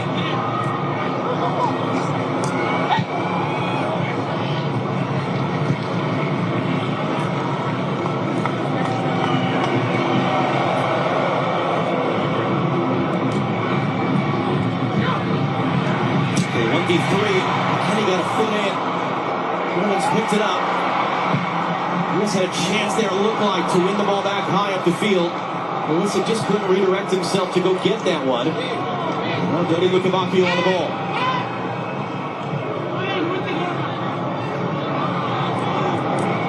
Scala got the assist in the opener, rolls it forward.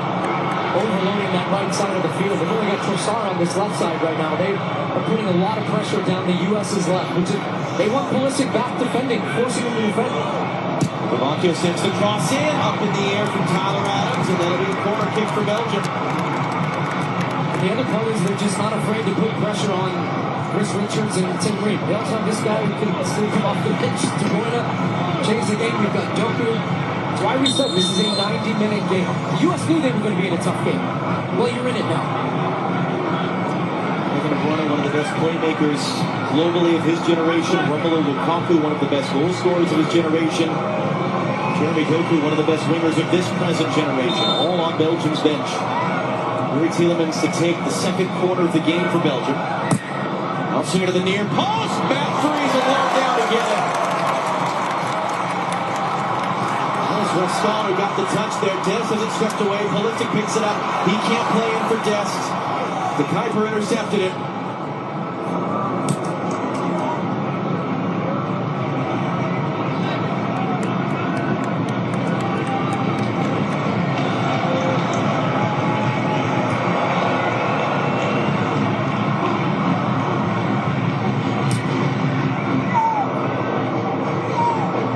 And he wins the header.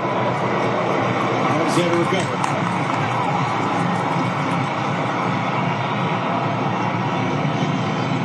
feel like the U.S. still need to maintain a threat to stretch the field, meaning you've got to run in behind still, because Belgium have been able to squeeze the game tight. Look at the compact lines between the defense and the furthest player forward to Ketela. They're making sure that there's no space for the U.S. to find the ball in behind the midfield and get turned. That means sometimes you got to take a chance, make the run, find Balogun over the top, find McKennie, that type of ball right there. I'll give it a chance for Freeman and just tails well. It's going to allow Balogun to get on the end of it. Tackled away by Boyd, but attacking throwing down for the United States. Great ball, great run. Takes the run to then also somebody to play new ball, but now here's the U.S. in the attacking part of the field. Belgium very cleverly making sure a second ball was on the field, so the U.S. couldn't go quick with that while they were still getting their bodies back. Here's Christian Pulisic. Timothy Castagne defending. Pulisic just retreats it to Anthony Robinson. And they're not on the same page. He and Adams, and it breaks down.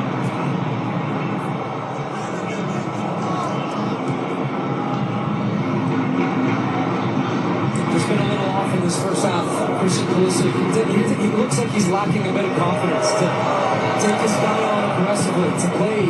He's just second guessing, taking an extra touch, losing the ball. He's lost 4 dribbles so far. And that's okay, you're going to lose some of them, but you still have the confidence to go again and again and again. But you have to keep your defender on his heels a little bit by taking him on with an aggression and knowing yourself that you can beat that man off the dribble. Because as you said in the pregame, for the U.S. to win this game, they need a big night. They need a signature night from their signature star, Christian Pulisic. That's stars plural. I mean, that has been the case for this team, but you do need your difference makers to make a difference in games like this. That's a foul, in the opinion of the referee, committed by Chris Richards.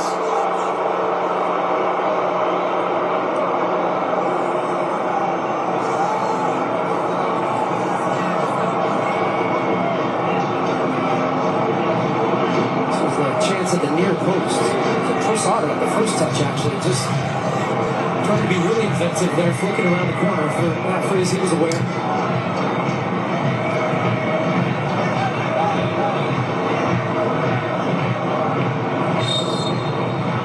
He's going to defend this free kick.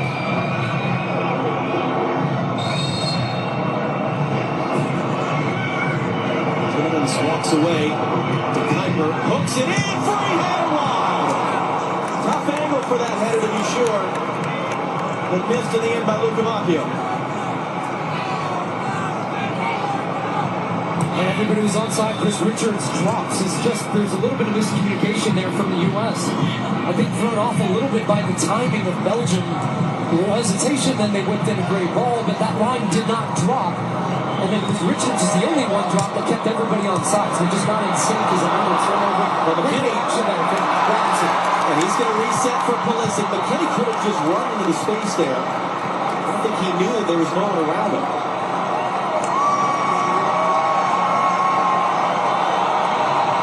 Pulisic, McKennie's able to recover it. Anthony Robinson now. Limits cuts him off.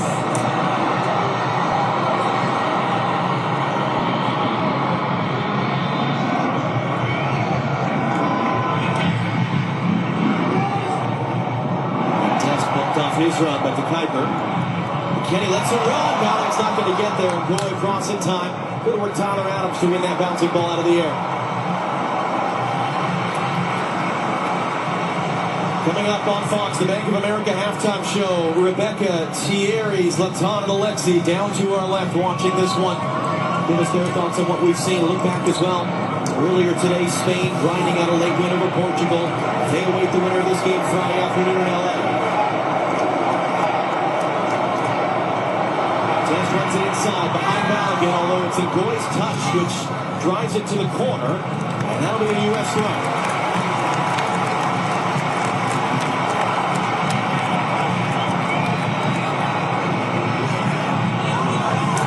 Stage now, the top scoring team from dead ball situations at this tournament. 5 goals in total, 1 more than Argentina. Everybody back for Belgium to defend us. They've got all 11 players inside the box. Now Richards is in front of Courtois. We've seen this often where players, attacking players, try to get around the goalkeeper. Referees saying, look, I warned you. If you make contact, we've seen this often called a foul. Try to be a nuisance, but if you make a touch, you're going to give away a foul instantly and kill the attacking opportunity. Nolan gets it in the box. Richards is knocked out. It's going to be out for a corner. Took a touch of the Belgian defender. First corner of the game for the U.S. And they're trying to claim it did not take the touch. So we'll see if this gets changed. But the U.S. doing a good job winning. The first ball is Alex Freeman. Balogun put it over the top of the bar, but it was hard to see if it took any type of touch. They're still holding this, so they're still trying to see if this should be a goal kick or the corner. Amis Almari of Qatar is the video assistant referee. Yeah, it's going to be a goal kick. And he's looked at that video and said no. His last off Balogun, it's a goal kick.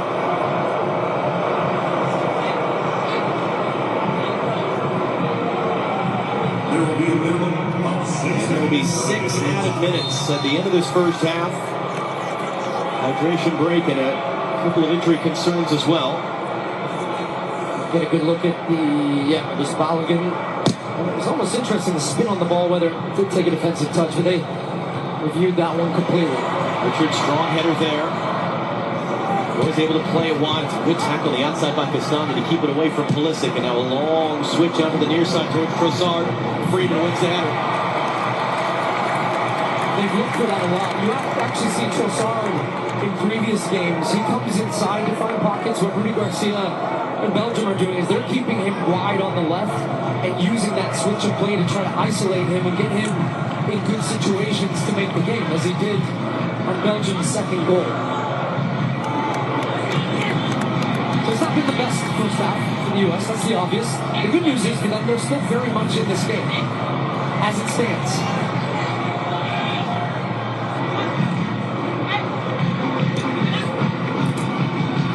Richards got a touch to that one. Des slow to react. Cross blocked by Freeman. Ball's out of play. Assistant referees put his flag up.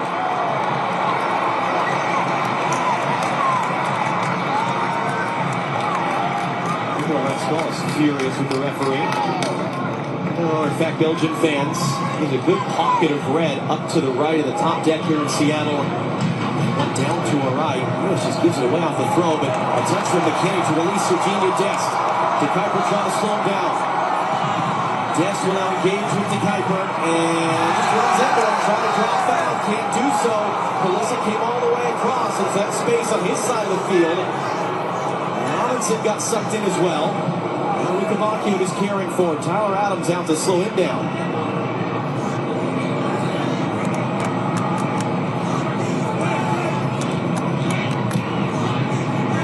Got to go out and defend up Castagna now. Able to get that cross in, completely unmarked. It comes all the way through. It's Trossard who picks it up. Freeman there to defend him. Tackles it out, and the U.S. upset. Decision on the field is a corner, so this one, like the last one, can't be changed on video review. As it stands, a corner for Belgium. To me, like that came off. It's already they back took in it play. quickly, yeah. They took it quick. There's no review for it coming. It's going to be rolled in. It's going to be fired across the face of goal there by Luca Bacchio. But those are those moments of concentration, which is a big thing that Mauricio Pochettino talked about. But even the players, guys like Tyler Adams beginning of the tournament, he said that's what we learned in the round of 16 against the Netherlands in the last World Cup. You can't make mistakes. You can't switch off. You got to be focused the whole time. Tillman throws his body in, and that will be a U.S. free kick. Because the U.S. was right in that game with the Netherlands in the first half, and they fell asleep right at the end of the half and let it go. It's going to take a monster second half performance from this group against a top 10 European team, top 10 global team. Tillman, Balogun, can he get there? It's not really dealt with by Courtois.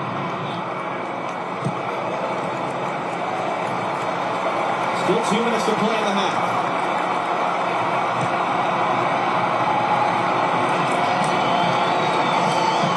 Anthony Robinson.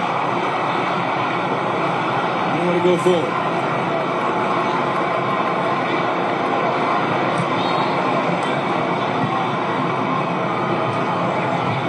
Richards has McKinney making a run. Balogun, McKinney, and it's a big tackle there by De Kuiper. It was meant for Dest. He had space to run into. Macchia now. 1v3. Belgium just playing through and around the U.S. players right now. It's because you have the quality of Luka Macchia. You see that there when he receives the ball. He's under pressure, has a burst of acceleration, quick stop. Spins back, dumps it off to a teammate, moving. He's been excellent for them in the first half. So is Trossard. There's that long switch of play again, just a little bit too much.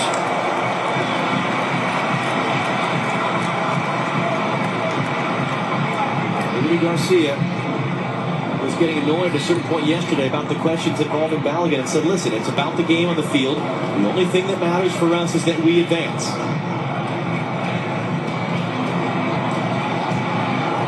Came out with an intensity in the opening minutes of this game.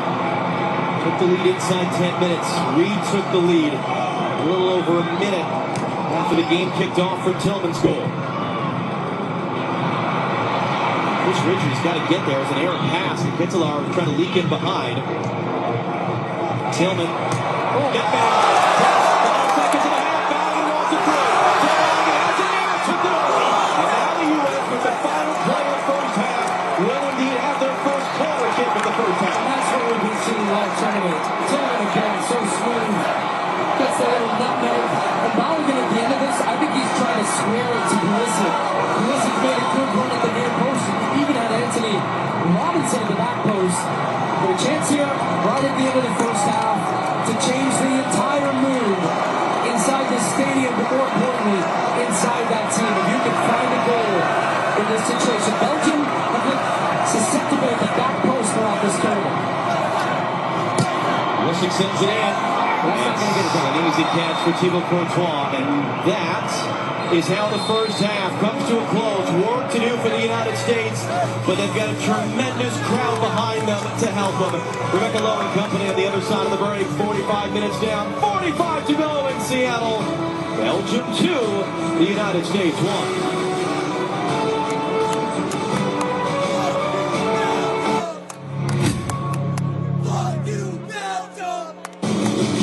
FIFA World Cup 2026 on Fox is sponsored by American Express. Today, we're going to learn some iconic soccer skills. Follow me. The rainbow flick. The Roberta. Bicycle kick.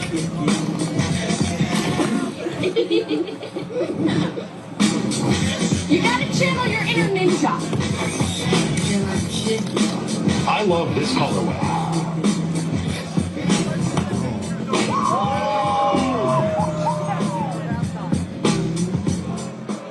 Is David's backyard ready for the FIFA World Cup?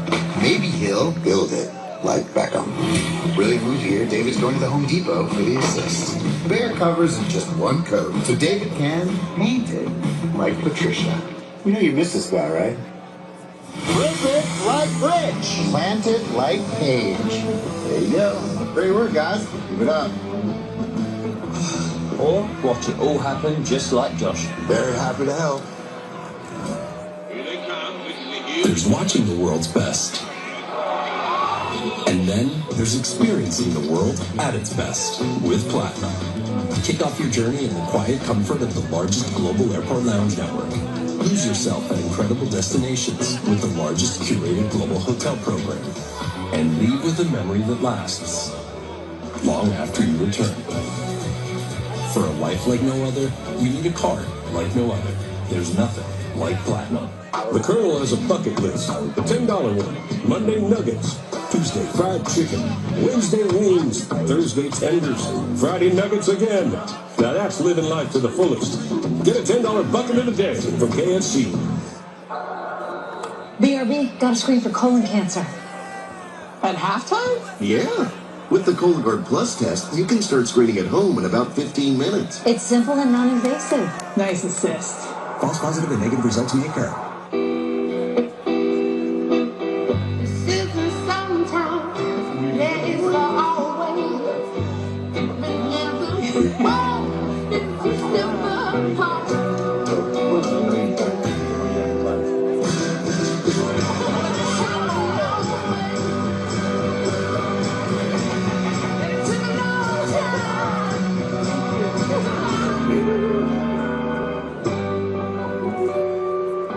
Football. I understand now. No one can match our energy. Welcome to the show that nobody wants to win. What did the itsy bitsy spider climb up? What? Look at this. We got the MLB All-Star Game in Philadelphia. This is how America celebrates a birthday. Night of American Celebration, July 14th on Fox. The FIFA World Cup 2026 halftime show on Fox is presented by Bank of America. Charles Kettelare causing problems for the US in that first half. His first World Cup goals doing the damage right now for his team. And back home, it's the middle of the night in Hertha, Belgium. These are the moments that they're enjoying, though, no matter the fact that it's 2:33 a.m. when that goal went in. As we welcome you back to Seattle Stadium, I'm Rebecca Lowe alongside Thierry Henry, Zlatan Ibrahimovic and Alexi Lalas. Let's show you then the first half of this game in Seattle. Beforehand, a beautiful scene, the flyover over the stadium, but just 9 minutes in, it went a little wrong, Alexi. Yep, this U.S. team just got punched in the nose for the first time this tournament. I guess the good news is it could have been worse, but right off the bat, U.S. is used to scoring early. Well, Belgium said, not so fast. The Kettelare getting in. Anybody want to clear? Anybody? Anybody? No? Okay, well, there you go. A gift to Belgium in the first minutes. And yeah, Mauricio Pochettino is not a happy man, nor should he be. We have seen this before. When it comes to free kick to U.S., Malik Tillman steps up, gets the good free kick, a little deflection, but it's still a free kick goal. So his second goal of the tournament, and he gets the equalizer there so far. Nice celebration. And then Rebecca said, I want to see how they're going to defend their 1v1. They couldn't stop Leandro Trossard. Don't sleep on the Kettelare. Do not sleep on Trossard. Do not sleep on Dodi Lukebakio. The big guns are on the bench, but those guys are on the field. 2-1 Belgium. And that is a key point. The big guns are on the bench. Plenty of reinforcements to come on for Belgium. But from a US perspective, Thierry, how do they get back into this? They need to rectify something in midfield. It's too easy for Belgium. Too easy. They're controlling that midfield. Ball, they're switching the ball all the time in 1v1 with Leandro Trossard and sometimes Lukebakio. Lack of rhythm. We saw a couple of times Malik Tillman doing some stuff. A couple of runs of Balogun. But you know what? You still have 45 minutes to reverse it and plus. But it's going to be a tough one because the big gun might come on when you're going to open up to play. Zlatan, your thoughts? This is the first 45 minutes I see US where they don't feel comfortable. I mean, the attack is not working, and when the attack is not working, the defending has to work. But the defending is not also working. So something has to happen for the second half, and they need to get Pulisic more on the side. Not even one time Robinson comes on doing his over.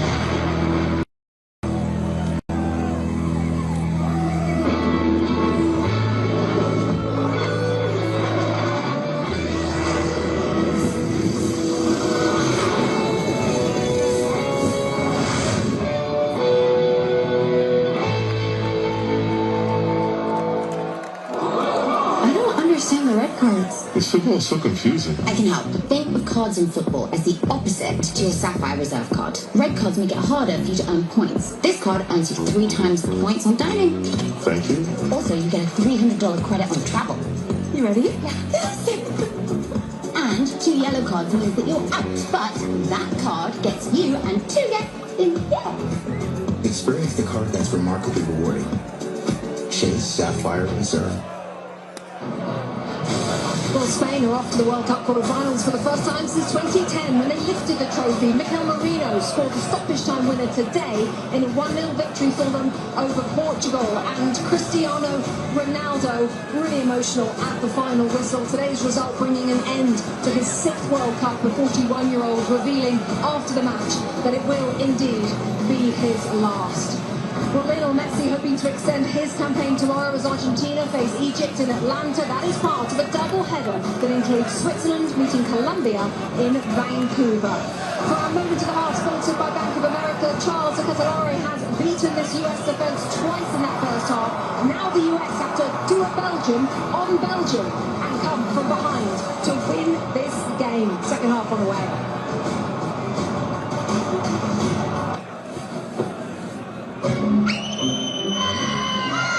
Children are expressing their disappointment after the tooth fairy failed to collect their teeth. No fair, fairy. Not just the kids, you know. No word from the tooth fairy. What can she be doing?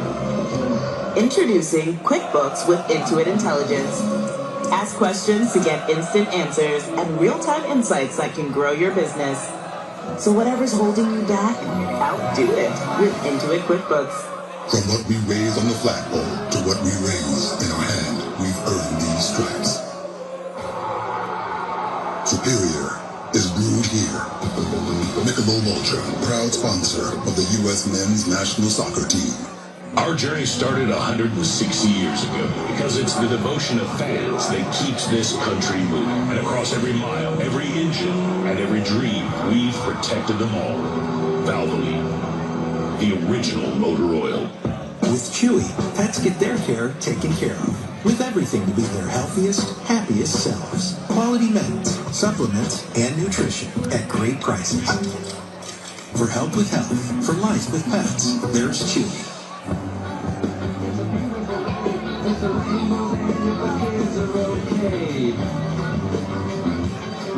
Get 0.9% APR financing or a $3,500 customer bonus on a new 2026 Atlas. What would you like the power to do? Ask it. Like you always have. Like you always have. Even when others counted you out. Ask it. Keep asking. And inspire the next generation to ask it too. Bank of America champions everyone who dares to ask. What would you like the power to do? Running a little behind today, huh? You want me to get back there and start pulling some teeth? Waiting rooms. They can be tough for young homeowners turning into their parents. What are you here for today? Just a cleaning. Just a cleaning. In and out. Easy peasy. Impacted tooth over here. I don't know if you can see it. All right, let's just sit quietly and wait for our call. Gotcha. I'm what they call a grinder. Yeah. Progressive Bank savings have been coming your parents, but we can't save you money when you bundle home and auto with us. They have abnormally large tonsils. With my new phone company, Menace Mobile, our pricing structure will be so confusing it can only be described as evil. That isn't evil. It's just typical phone company stuff. And besides, people just switch to Verizon with their new Simplicity plan. There's just one plan and one price. And it's only $30 for a single line. So you're all choosing Verizon. Introducing the Simplicity plan. $30 for a single line. Can you hear me now? What are people in Switzerland called? Swedes. Incorrect. Welcome to the show. No one wants to win. It's not wrong. It's not right. I wish this was not like an intelligence show. Nation's Dumbest premieres Wednesday, July 15th on Fox.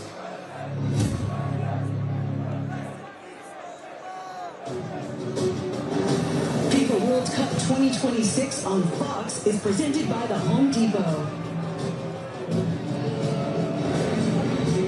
Just a shot from a few moments ago, you can see Richard Pochettino talking with Nick Tillman, the player who caused the United States back on level terms during that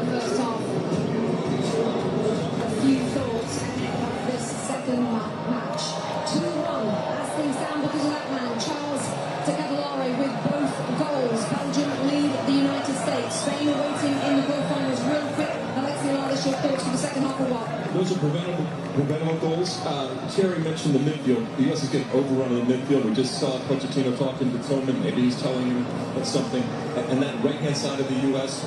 with Destin Freeman, that was a bad half by them. But he's sticking with it. And you just saw a shot there with Christian Pulisic. Zlatan wanting more from Pulisic in the second half. For Balogun up top, 10 touches from him, the fewest of any player on the pitch. Thierry? I don't know, 10 touches against Brazil also in the first half. That doesn't mean anything. Put the ball in the box for him and score. There you go. All he needs is one. Erling Haaland will tell you that as well. Let's get you back to your commentary team. More from Alexi, Zlatan and Thierry at full time. John Strong, Stu Holman, Gio Reyna's coming up. Oh, yes, indeed, Rebecca. We've been watching the last few minutes as Gio Reyna had been with the starting group coming out of the locker room. We do not see Serginho just on the field right now, so we'll wait for the board to come up. But that is the die being cast by Mauricio Pochettino here at halftime, needing to turn this game around in Seattle. Gio Reyna, who scored that wonderful goal to put the punctuation mark in the opening night win against Paraguay. He replaces Serginho Dest at halftime here in Seattle. So we'll see how that reshuffles things a little bit. We'll see what he can add. There's Dest there, making his way out to the bench. As we said at the beginning of the tournament, this is a moment 32 years in the making. These men will never have a more significant opportunity to become American sporting heroes than they have right now in front of this atmosphere, with so many of you watching from home. What can they do in this second half against Belgium? Can they come from behind and set up a quarterfinal Friday afternoon in Los Angeles against the European champion Spain? What does Gio Reyna bring to the field right now? He's a difference maker. When he gets time and space, creativity, last pass, and you saw the goal against Paraguay, he can produce a goal. I think the biggest tactical switch here is that now McKennie has gone out to the right-hand side. You can see now he's getting pressure on the ball. Gio Reyna, I think, will play like a 10. This could be more of a 4-2-3-1. But I think the biggest thing by getting now McKennie on the right, you need to get your fullbacks into the attack and overlap. Jimmy Tapp, what's the word from the U.S. coaching staff? Well, the first thing U.S. First Assistant Mrs. Press said to me, it is very obvious to all of us, we didn't get into the game in the first 10 minutes. Little by little, we tried to match them, we scored, but then conceded again. That quickly is something we will address right now. We need to build momentum and continue to build it the way we ended the half. He said the good news, this is a one-goal game, and we will play better in the second half.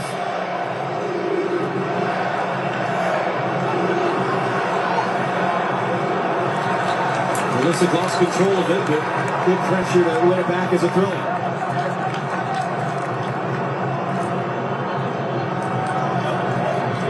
Robinson being harassed by Lukavakio as he carries forward, and that means that he misplays the pass for Pulisic. And another big reason you make this change as well for Reyna is it seems the U.S. want to get more numbers central to deal with some of that overloading that Belgium had, where they had so much success. Time, pressure, movement on the ball, and that's going to be a foul for the U.S. And I think it's just to give them more options in possession, which is something that you really didn't have in the first half. Good pressure from Belgium. Now Freeman instantly, top of your screen. He's wide.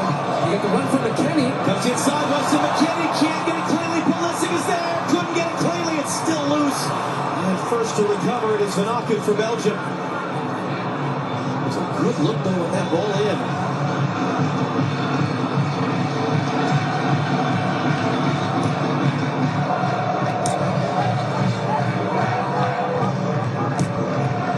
Pressure by the U.S. there to force the giveaway. Yeah, there's a renewed intensity. You can feel it. Buzzing around the field, getting some touches on the ball, moving the ball. McKennie's running off the ball is so keen. I think now that was the thing in the first half. He didn't have the same type of freedom to really run because he was too worried about what was going to happen the other way if the ball turned over. Gio Reyna slips inside of one. McKennie. And the net for Pulisic is Robinson instead. Robinson crossing in. Balogun couldn't climb all the way up. McKennie battling in the air. Comes sideways. Robinson knocks it from McKennie. He resets it wide for Anthony Robinson. Lukavakio defending him. In from Malik Tillman.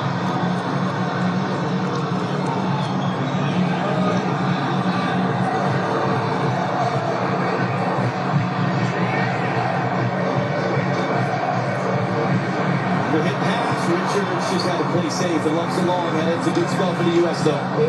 Noticeable difference. The big thing being really for the first time where I have looked and I've seen Anthony Robinson and Freeman released and high up the field. Now they didn't create anything in that second one, but those are the situations we've been used to seeing the U.S. throughout this tournament. This is a part of the game right here though that I think they could be much better at in the first half, which is winning the first and then the second ball. Because now you stop Belgium being able to pick up the ball in your half and let them play. And that wasn't a foul. Tillman just fell down. Freeze alert to come get in front of Trossard.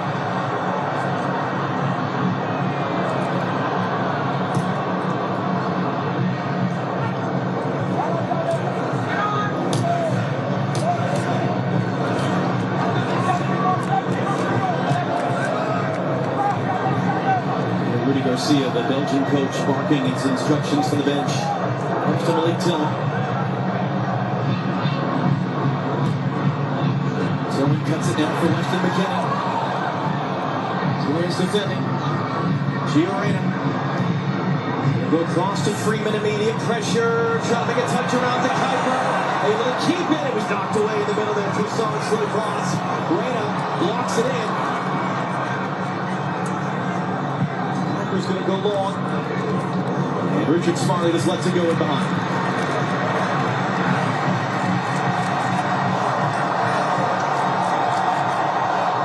McKennie, immediate pressure, got tripped up off the ball, no foul though. Quick ball the other way, Luca Macchio isolating the green. Adams coming to help support, Belgium flooding numbers forward. Luca Macchio to the byline, Reed blocks the cross after a ball. Yeah, good job by Tim Reed. These are going to be very important moments throughout the game because as you start to attack, as you start to get more aggressive, releasing players into the attack, it leaves you more exposed the other way. So it's this fine balance. You're asking more of your defenders now. Chris Richards, Tim Reed, 1v1 defending, going to be very big as we just avoid smashing into that. Those things hurt by those boards, yeah. We saw a really unfortunate incident just yesterday with Jordan Henderson trying to leap over one of those and fracturing his wrist. They are not cushioned at all. Tillemans, the ensuing corner. Richards wins the header. Luca Macchio will flip it back in. Matt Freeze is there.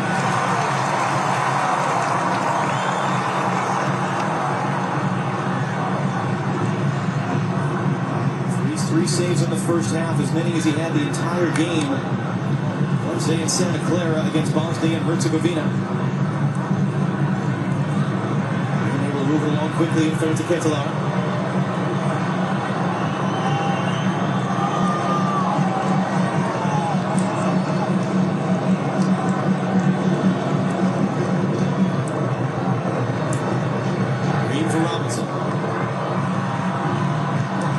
Peeling off backwards, comes inside, Christian Pulisic! The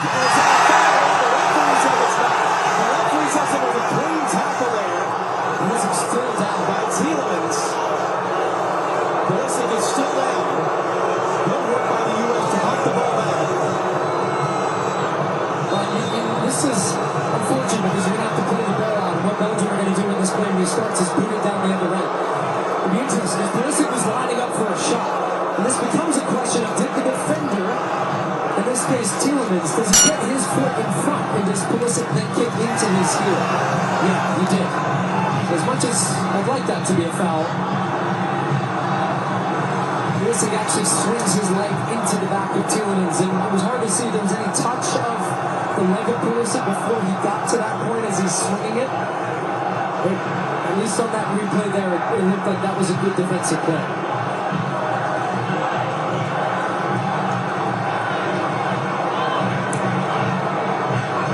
The referee stopped the game himself. He just restarts with a drop ball. The U.S. keeping the attacking half.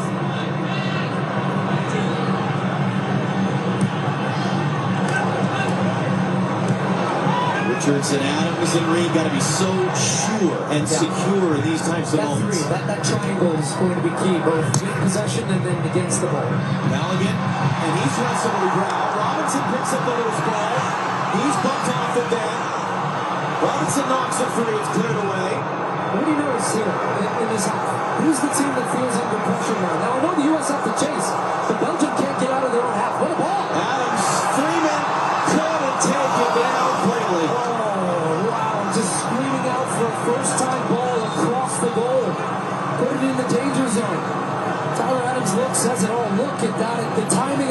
good.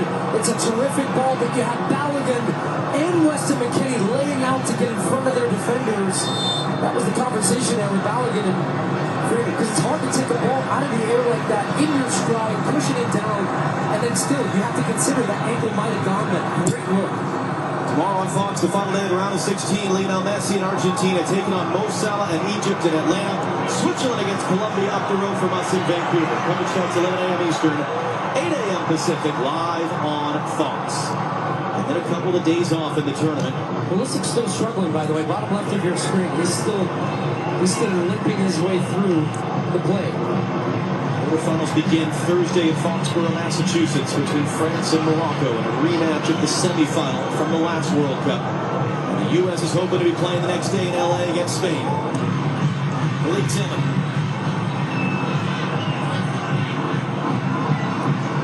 Inside for Adams. Gio Reyna wants it. Gio Reyna has it. Scoops it up. That's Balogun tracking. Adams trying to keep it in play.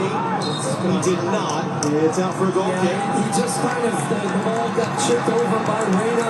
He loses sight of it a little bit, trying to judge the flight of it. Some U.S. legends again. We didn't give Kelly O'Hara a shout out because they cut away too quickly last time. Billy's got a different feel to it as well in here. I think even as I said in the first half, there was a little bit of a nervousness to the environment, but not now. Even as the U.S. are moving forward, I'm looking down below. Nobody's sitting down. This crowd is engaged. Now take advantage of this momentum of the U.S. Keep putting pressure. Do not back off. Because look at that. Belgium, because there's the extra advantage in the middle, they've lost their ability to get the same type of pressure. Jenny, what more can you add on Pulisic right now? Unfortunately, it doesn't seem to be getting better for Pulisic. I just watched him motion over, yell over to the bench that his leg is still in a lot of pain. Guys, he's been vocal in the discomfort, and you can see it in his movements. Yeah, he's not going well. He's limping as he reached out for that ball. He's been limited at this tournament to the kick to the calf in the days before the Paraguay game. Was subbed off at halftime. Did not play in the next one. Biggest game of his life. He's the big star of this team, but as we said, as he had a signature game for the United States. This was that moment and this was that opportunity. And it looks like, once again, the injury issues that have dogged Pulisic throughout his career. Also, I would say, if you're struggling, go down. And if you're not going to continue playing, let's get this stuff going and moving. It looks like Berhalter is the one who's... Richards beaten out of the air. Freeze has got to get there and deal with it. He takes it down off the chest. Decathlon knocks it away. Tim Reed can't block it. And the last video review says this is a foul from behind on Reed. It is a disastrous third goal to concede to Belgium. But here's what I'm saying. I'm not saying this is the reason for the goal, but if you're hurt, go down. You make the sub, the ref stops the play. You're playing a man line essentially because you're limping around out there. But this just is a mistake in the back. It's a long ball over the top. Freeze takes the first touch calmly, then he gets hit just a little hesitant, tries to play out of it. Let's just see. Long ball, group one. It's been pretty consistent for Belgium, but you're in a good spot here. Put it out. Takes a touch, hesitates on the left foot, doesn't want to hit it, and then Reeves trying to backtrack, do what he can to block the goal. Just an absolute disaster for the United States. Two goals that have come off mistakes. I don't know why he hesitated. He felt he was going to get contact from Decathlon in the back. He was going to try to make a challenge. Then he's out of his goal. You can't use your hands there. And Tim Ream just off balance, trying to do what he can there. And deflects it into the back of the net. United States 1 and Belgium 3. Marzanako came on for an injury in the first half when Onana went off. His first World Cup goal. Christian Pulisic's day is done to be replaced by Sebastian Berhalter.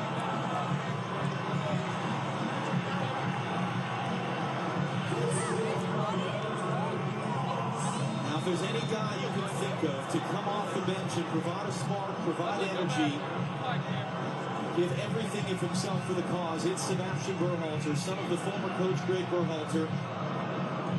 You've got he and Gio Reyna on the field. Their dads were part of that 2002 World Cup team for the U.S. The only one that's ever advanced to a quarterfinal in the modern format of the FIFA World Cup. What can they provide now in this moment? The U.S. was able to work their way back. Yeah, that's the backbreaker. That's the backbreaker for this team, though, is that they were working their way back again. They were clearly the team in the ascendancy. Belgium had no ideas until you gave them a layup. So, can they go again?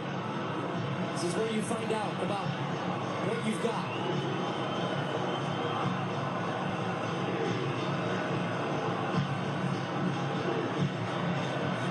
Halter's first touch, and tough one for Green to handle. Scan the QR code on your screen. Vote for the Michelob Ultra Superior Player of the Match. And look at Christian Pulisic.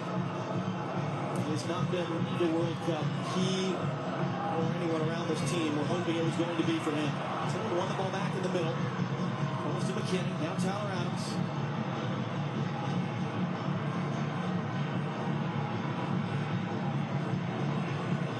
Pulisic is hoping that his teammates can lift their way back into this and give him an opportunity to get back on the field in another game.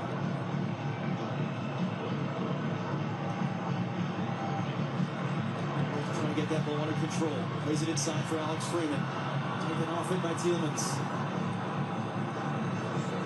Walter chasing, long ball to Ketelaar, and Chase Ream has the angle. Free's not messing around. Spawn won the initial header. With a half an hour to go, it's a Belgian team that understands 2-goal leads are never safe. Senegal were up 2 goals with 5 minutes to play in this building on Wednesday afternoon. Belgians scored twice inside of 3 minutes to force extra time. Won it with the final kick of extra time. The U.S. have that same belief. That's been the cry from this team this whole tournament.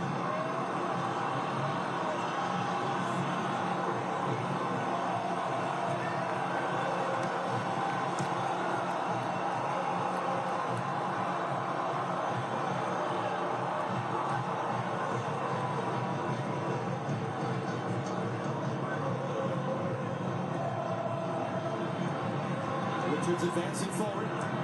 Drives it in, great little run for Balogun. Quite ready for it. Anthony Robinson wants to switch. His hands up forward to the near side. There's instead the Berhalter. Alex Freeman. Good play inside for Reina. Berhalter there to recover. There's Anthony Robinson. He's got Tillman for support. Robinson going to drive to the byline. A little pump fake. Goes backwards for Adams. That's too far in front of Berhalter. Now Belgium are on the run. The Ketelaar has Trossard running with them. U.S. is on their heels. Freeman went flying in. Lay out to Trossard now. Trossard blocked by Richards, out for a point. That's a really good sequence for Belgium there, because now they got the 2-goal cushion. Really solid defensive show. Not really threatened by the U.S. attack there. Pulisic with his head in his hands.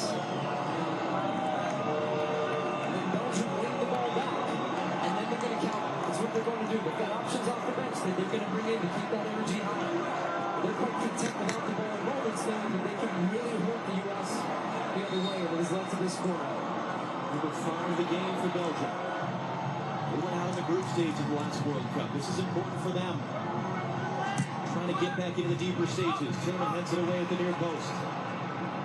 Tillman's trying to reset wide. Tillman was there first. Berhalter plays it long. McKinney and Chase. He's going to battle there with Mekala. Mekala, big tackle to knock it away. Chance for a U.S. quick throw. And it comes for Gio Reyna. Goy defending. And Reyna just controls it. It's going to run in behind for a goal kick. Mekala, one of a couple of Belgian players that hadn't really practiced since the game Wednesday. They were so physically run down. He's limping a bit at the end of the play.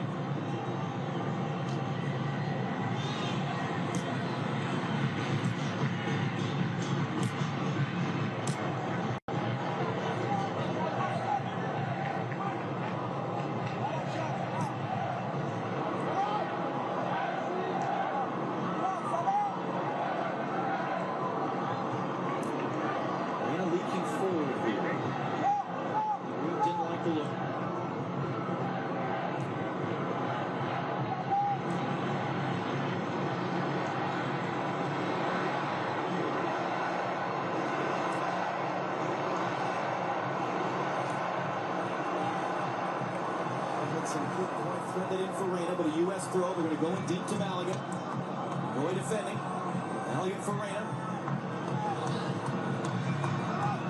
Really the target in the box there. Because Balogun come all the way out wide. So they recycle to the other side. And they're just trying to, Belgium are just trying to bait you into playing that one pass that you think you could force in, because you do have to start taking risks. You're down 2 goals, you're chasing the game. And so it's just the balance of the moments for the U.S. of when they need to try to see those gaps, exploit them, play quickly, little combinations. They're being patient right now, but Belgium are also quite content with this. U.S. just circling the ball around. When you try to play that ball, they're going to jump the passing line and lift it break the other way with speed. It's the first touch of the half for Balogun a moment ago. It's a nice combination to find Freeman, and the U.S. gets a corner out of it. Because, oh, by the way, to steal from Thierry Henry, the big guns are coming for Belgium. They've got Lukaku and Doku preparing to enter. Speaking of speed and speaking of power and speaking of finishing ability, now, I said this in the first half, the back post has been an area where first and second balls, the U.S. can find success. Belgium have looked very open to conceding opportunities from there. And this is where Berhalter's terrific. Set-piece delivery. Whips it in. Freeman found it. And it just loops up and out.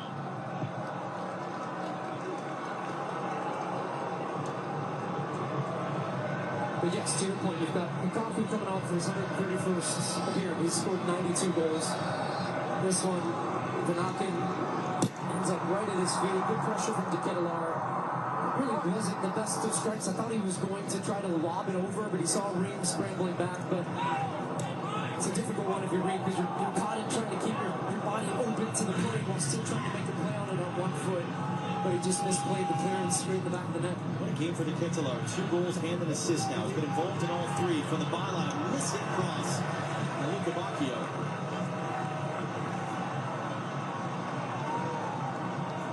If indeed De Ketelaere comes off for Lukaku, it has been a signature performance for him in a Belgium shirt.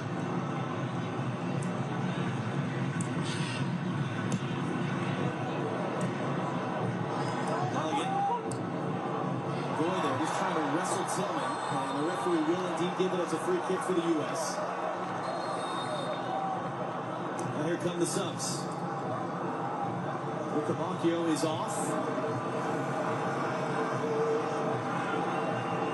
Thought he was trouble. Here comes Jeremy Doku. It's been an odd World Cup for him. He missed 1 game going back for the birth of his child in London. He was dealing with a respiratory illness. A retrofit player he is, and what a night for Charles De Ketelaere, replaced by Lukaku. And you saw his look. He wants to stay and go for the hat trick. Just beats Ream to that ball. He wanted it more. He's attacking it, gets the momentum heading towards it, hands on the back of him. Really strong header. And a really strong afternoon for Luca Bacchio as well. Kenny trying to accelerate to get to that ball. Bacchio cut him off. U.S. throw. We're moments away from the second half hydration break. Lukaku, all-time top scorer for Belgium in his 4th World Cup.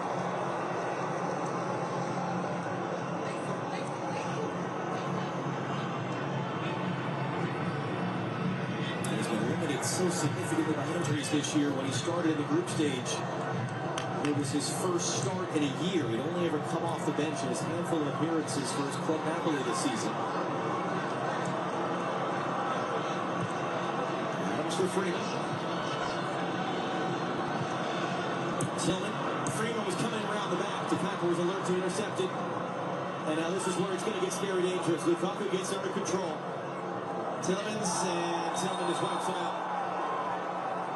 Takes the yellow card. Never mind that from Tillman. First of all, you stop a promising counterattack, but also show a bit of fight there.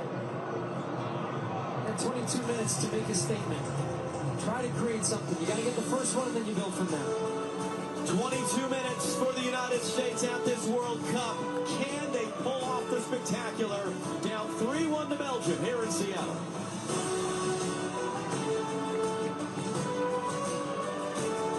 This is quite a game.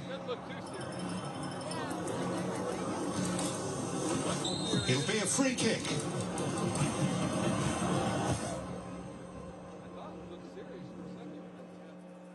Oh, what a goal!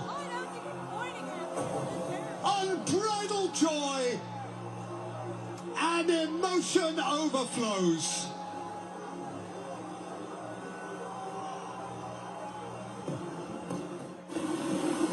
Well, there's a lot of infection in there, Timmy. You're doing really well.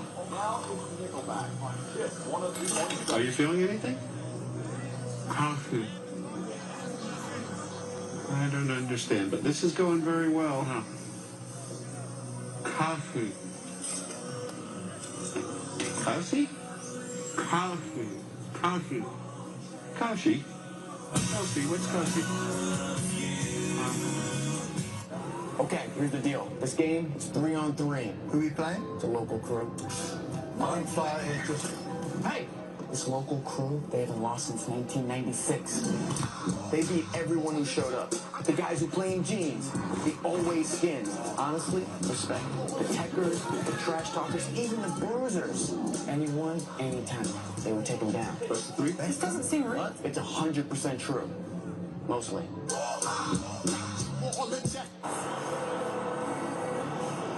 What you were not seeing during the hydration break is what we were seeing here in the building, which was Eddie Vedder chugging a beer and getting the fans fired up, trying to get some energy going. Ricardo Pepi looks like he's about to come on. It's not rain, that's the sprinklers going here. Eddie Vedder again on the video board, trying to get this crowd going, trying to get this team going. The crowd's done their part. This has been a wonderful atmosphere. The players have 20 minutes to pull off something special and extend this magical World Cup run. And has produced some amazing moments in American men's soccer history over the last 3.5 weeks.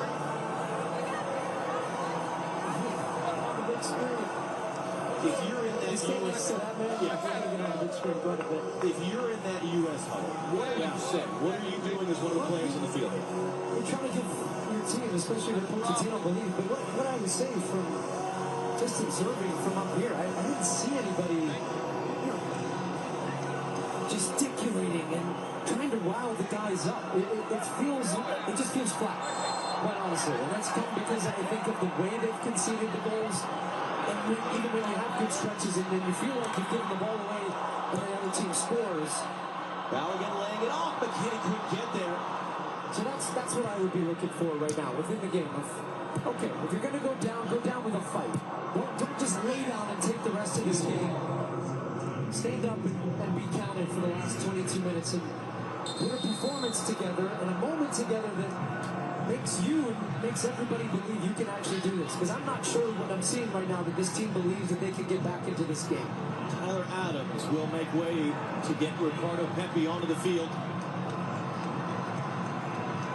And Pepi, who's probably going to be starting this game. That's one of the things Mauricio Pochettino said to us yesterday.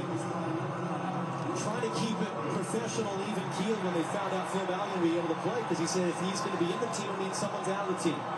So now Pepi, the El Paso native, is on. An opportunity to be a spark, to lead a comeback. Good work, Gio Reyna on the far side to knock that goal away. Balogun trying to turn. Pepi falls forward. So too much of it too good, but a nice little movement there. Nice little moment from the U.S.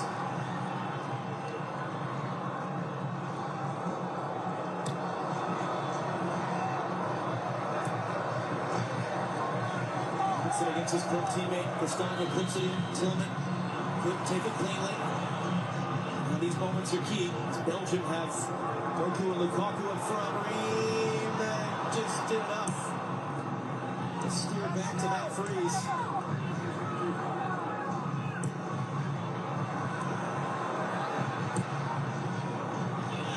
Freeze for Alex Freeman. He's got a tough 20 minutes coming. What a tournament he's had, though. What a future he has at the age of 21. Halter clips it along for Anthony Robinson. Not able to keep it in play.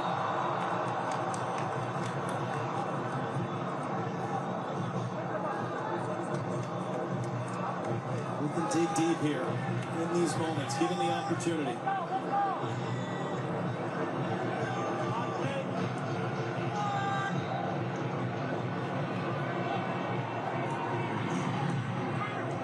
Good work to find Weston McKennie. He'll go long.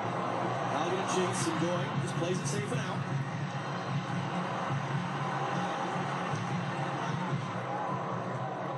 Nick Tillman has the U.S. goal today.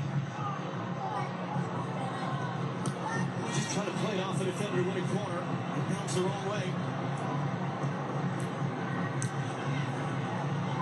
And the U.S. trying to hunt this ball back right now. And it's a foul.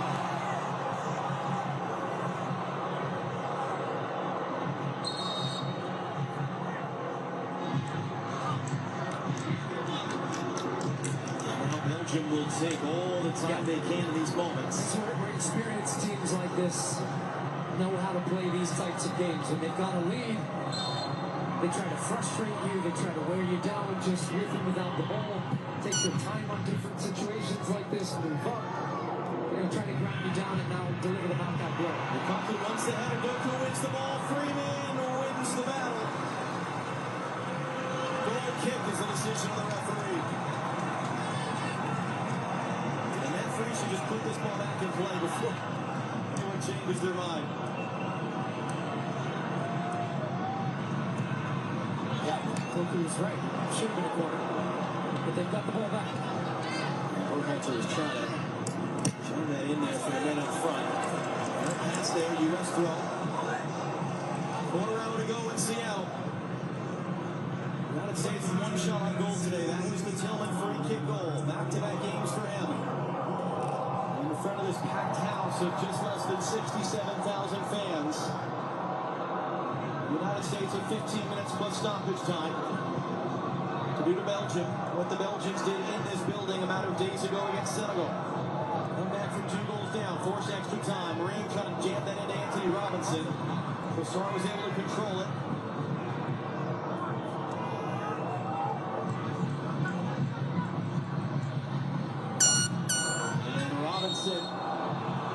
Catching his club teammate Timothy Castagna there.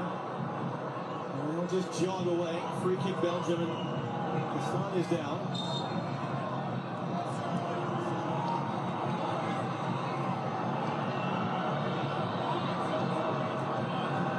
Just seeing some frustration on you from the U.S. players.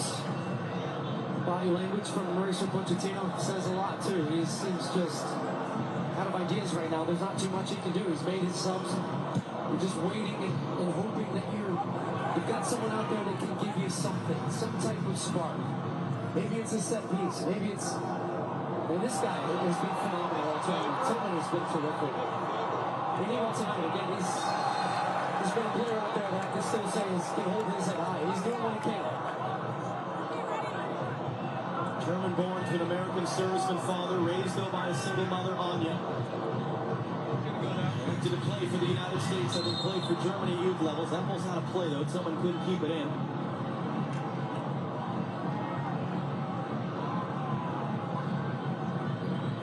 Now look at the scene here in Seattle. And if we just think about how we got here, U.S. down 3-1. Concede a goal. Within 8 minutes, you make a mistake that leads to the goal. Then you score. You're back in the game. Tillman gives you a moment. And you can see right after that again. And just 2 players on 1. Defensive mishap. Miscommunication. Boom, you're punished. 2-1. Okay. Second half. Here you come again. And then you make a mistake in the back. It's 3-1. And I think that would be the thing that has this team just feeling the way they do now. I'm sure there's a feeling of familiarity for people watching that have felt this before in this run. And whether that feeling goes in the next 13 minutes, we'll find out. We've seen some special moments from this team throughout this tournament. And it just takes one to get you right back in this game. The crowd trying to recognize that right now and give the USA a chance. We've got difference makers. Show it. Freeman trying around the outside to Kuiper, able to get back to that ball. There's a combination with McKinney. Back in McKinney, flips it up in the air. Cleared away as far as Balogun. That's it, the score goal. There you go. This is why I'm saying you need one chance. So close from Berhalter, but more importantly, it's just that little shot of adrenaline.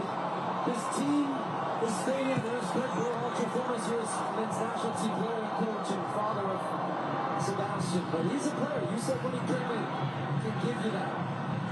He was in the stands watching against the Netherlands 4 years ago, probably dreaming about having a moment like this.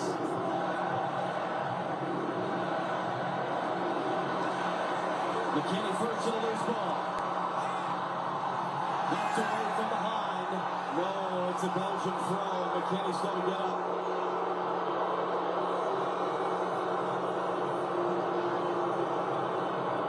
McKinney's limping. And De Bruyne looking on. From Belgian perspective, they're loving the fact that they could maybe rest him and load back up for Spain on Friday. It's like having a star relief pitcher just sitting in the wings and, well, maybe we don't have to use it tonight. Keep him fresh. Anthony Robinson battling with Leandro Trossard to win that duel. Up ahead from Ricardo Pepi. Balogun furthest forward. Randers in a pocket of space in the middle, and Pepi can find him. Cuts it inside. Got knocked off balance. Phillips was able to intercept the pass. They got to keep going. They got to keep going. 10 minutes plus stoppage time to go. Jeremy Doku work on Alex Freeman. Duel again.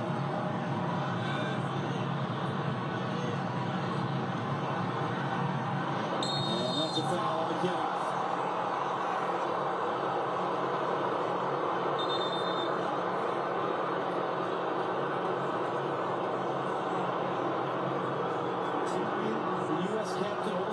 Played a World Cup for the U.S. He was upset about the one that McKinney took a moment ago.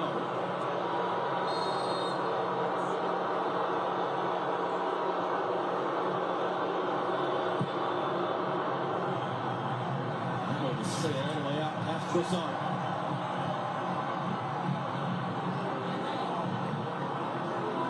Because as you said, if the U.S. could find a way to get one, this building will explode and it will cause chaos. That's how you grab the second. It's exactly what Belgium did. The second came right after the first. Little giveaway there. Randall scooping forward. Balogun trying to get chased. It's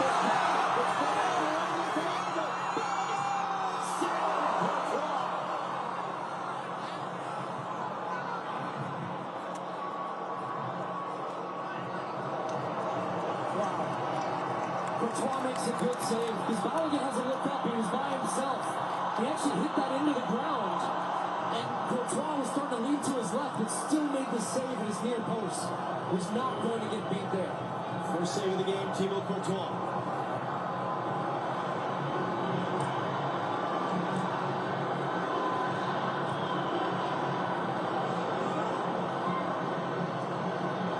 In for Winston McKinney. Through forward, Balogun throwing his body in there. The defender plays it wide. Freeman first time driven cross. U.S. corner.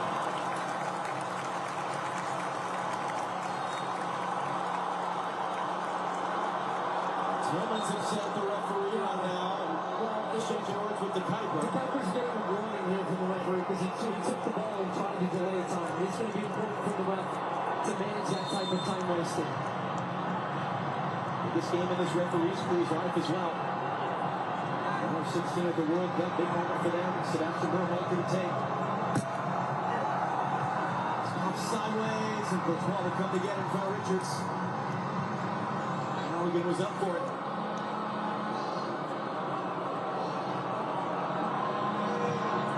Just misplays that. This was Balogun getting him behind. He's by himself. You can see tough angle here, and he hits it down in the ground. That's what I was saying. It makes it really unpredictable and difficult. If you hit that, that's a heck of a way to try to beat Courtois that near post. That's a really good save from one of the best goalkeepers in the world.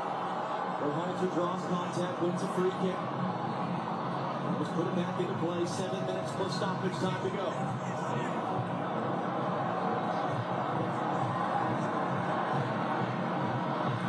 With a few players warming up, 2 remaining substitutions available.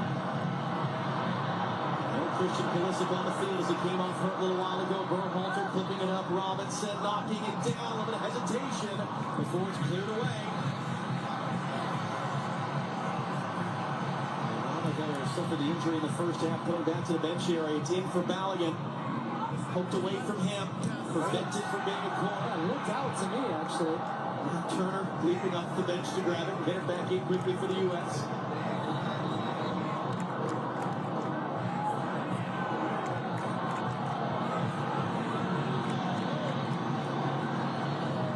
Winston preparing to come on. Long-time veteran for Belgium, hasn't played a moment at this World Cup. see this out. Berhalter clipping along for Anthony Robinson. Brings it down well. Trying to cut inside. Castani who wins the duel. Trossard there to help. Trossard plays it out for a U.S. throw. They want to get it quickly back into play.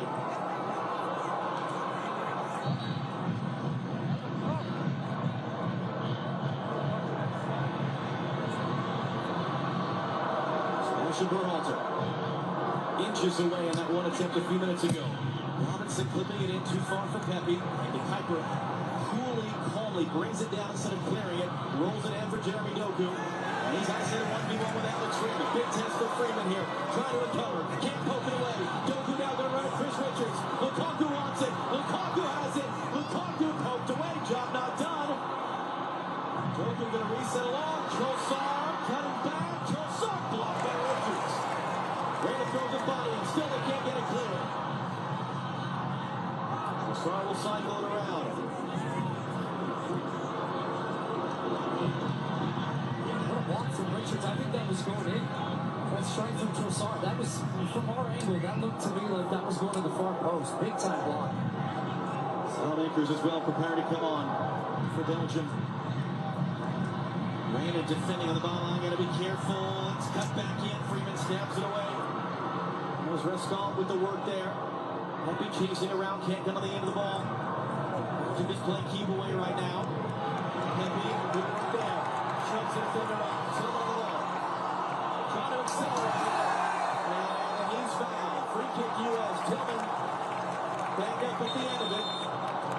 Rudy Garcia, the Belgian coach, going nuts on that one. Well, he's going to feel like he's playing about the ball, but it's the way the two of them sandwich together and take out Tillman. Watch this, as the ball is gone. So sure, there's a touch, but you can't do that. He definitely barreled into the back of it. There should be no complaints about that. Lewis just takes it short. Belgium not yet making the sub. Lewis can't be too casual, though, in this moment as the ball's back into play.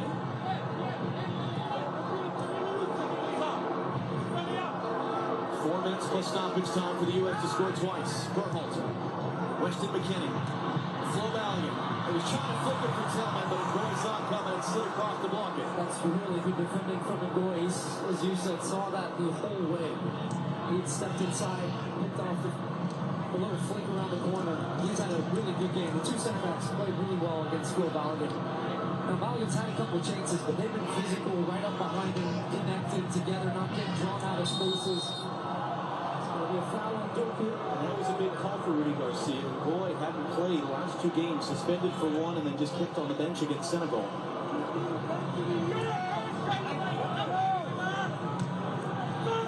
U.S. got to keep this going though.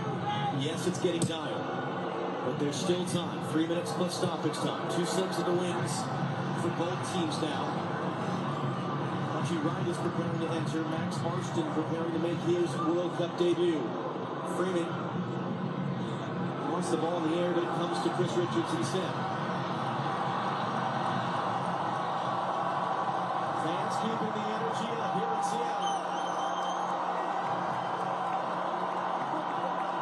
Green, McKennie, Tillman's got Pepe, and he just brought an extra touch there, and that allowed Tillman to come in and knock it away back to Courtois.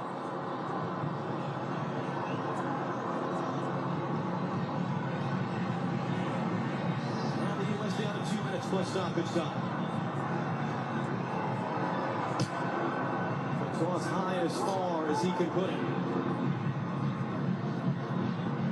This comes out for a goal kick. Now here come the subs. 2 for each team. Trossard will come off for Salmakers. Teammate of Christian Pulisic's AC Milan.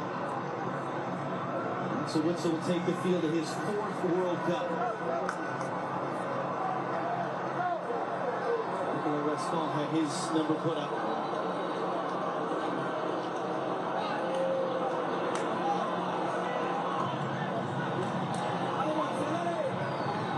And we'll see about the U.S. subs.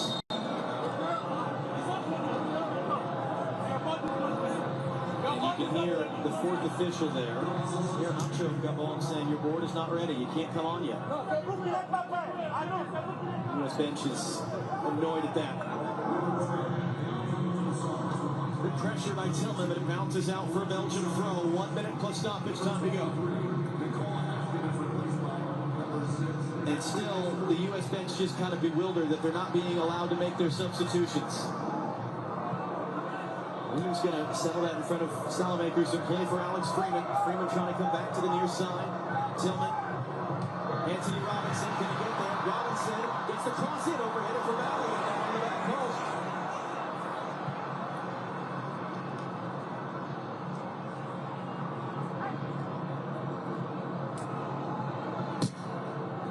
Sniper goes long, only Chris Richards is there.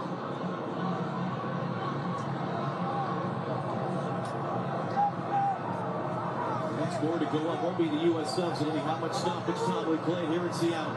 I don't think it'll be huge. We'll see. It could be 6, maybe 7. How about 4? Yeah. So the 3-minute hydration break and then 1 added minute. U.S. got to go quick here.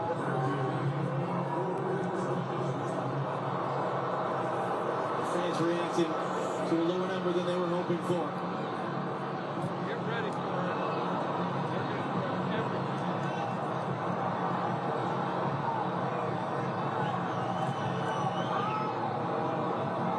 I mean, should they just be lumping this long and seeing what happens here? They seem to have a hard time. Yeah, here comes a little spot there for Gio from Berhalter. They're working on Doku, trying to find the space for Alex Freeman. To Kuiper defending him. Freeman. Balogun let it go. The nose was behind him in a dark blue shirt. Just Salamakers. Doku on the run.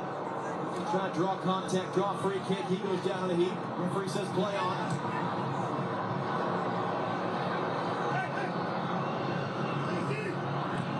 Freeman, good tackle to win the ball back on Salamakers.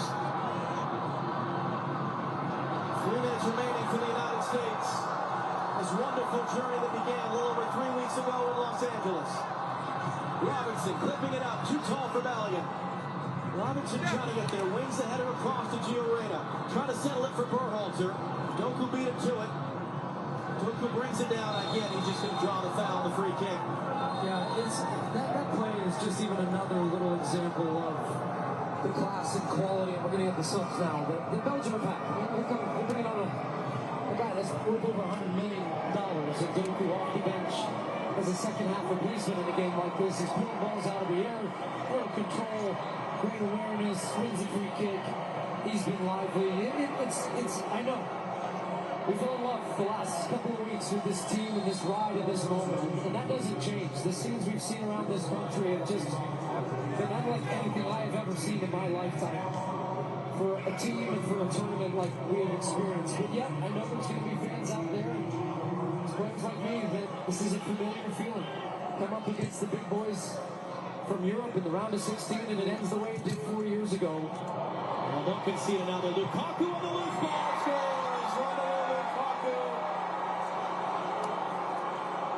The exclamation point for Belgium.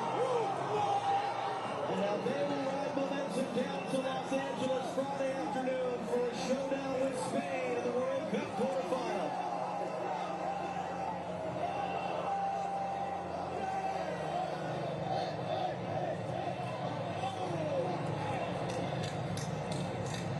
And Belgium have just played a top-level game. They capitalize on the mistakes that the U.S. have made, but yet they've shown quality when they needed to.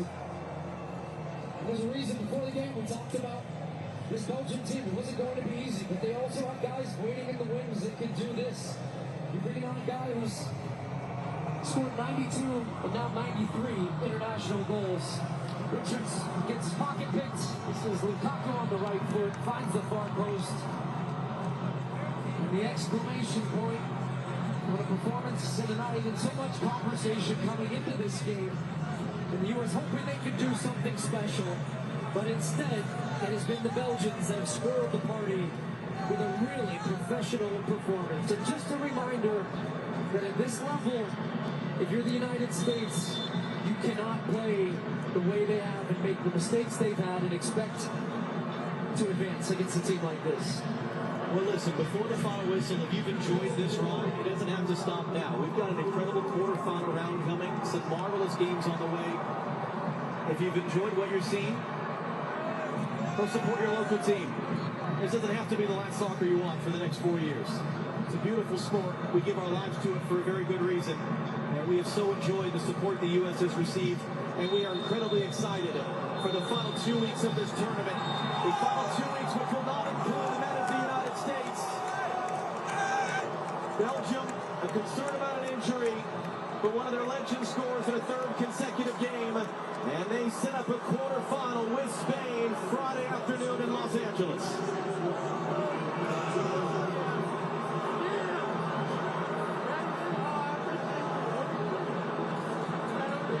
It's going to be a hard one to stomach for this team, the coaches, the fans, everybody involved with U.S. soccer in this country. But be proud of what this team has accomplished over the last couple of weeks. Not just the wins, but how they played. The future of the sport for American soccer is very bright. This is very much a team that's on the ascendancy. Tough night tonight, but it doesn't end here. Absolutely, and an incredible final 2 weeks of the tournament to come. Rebecca Lowe, down to you as it finishes here in Seattle. Belgium 4, the United States 1.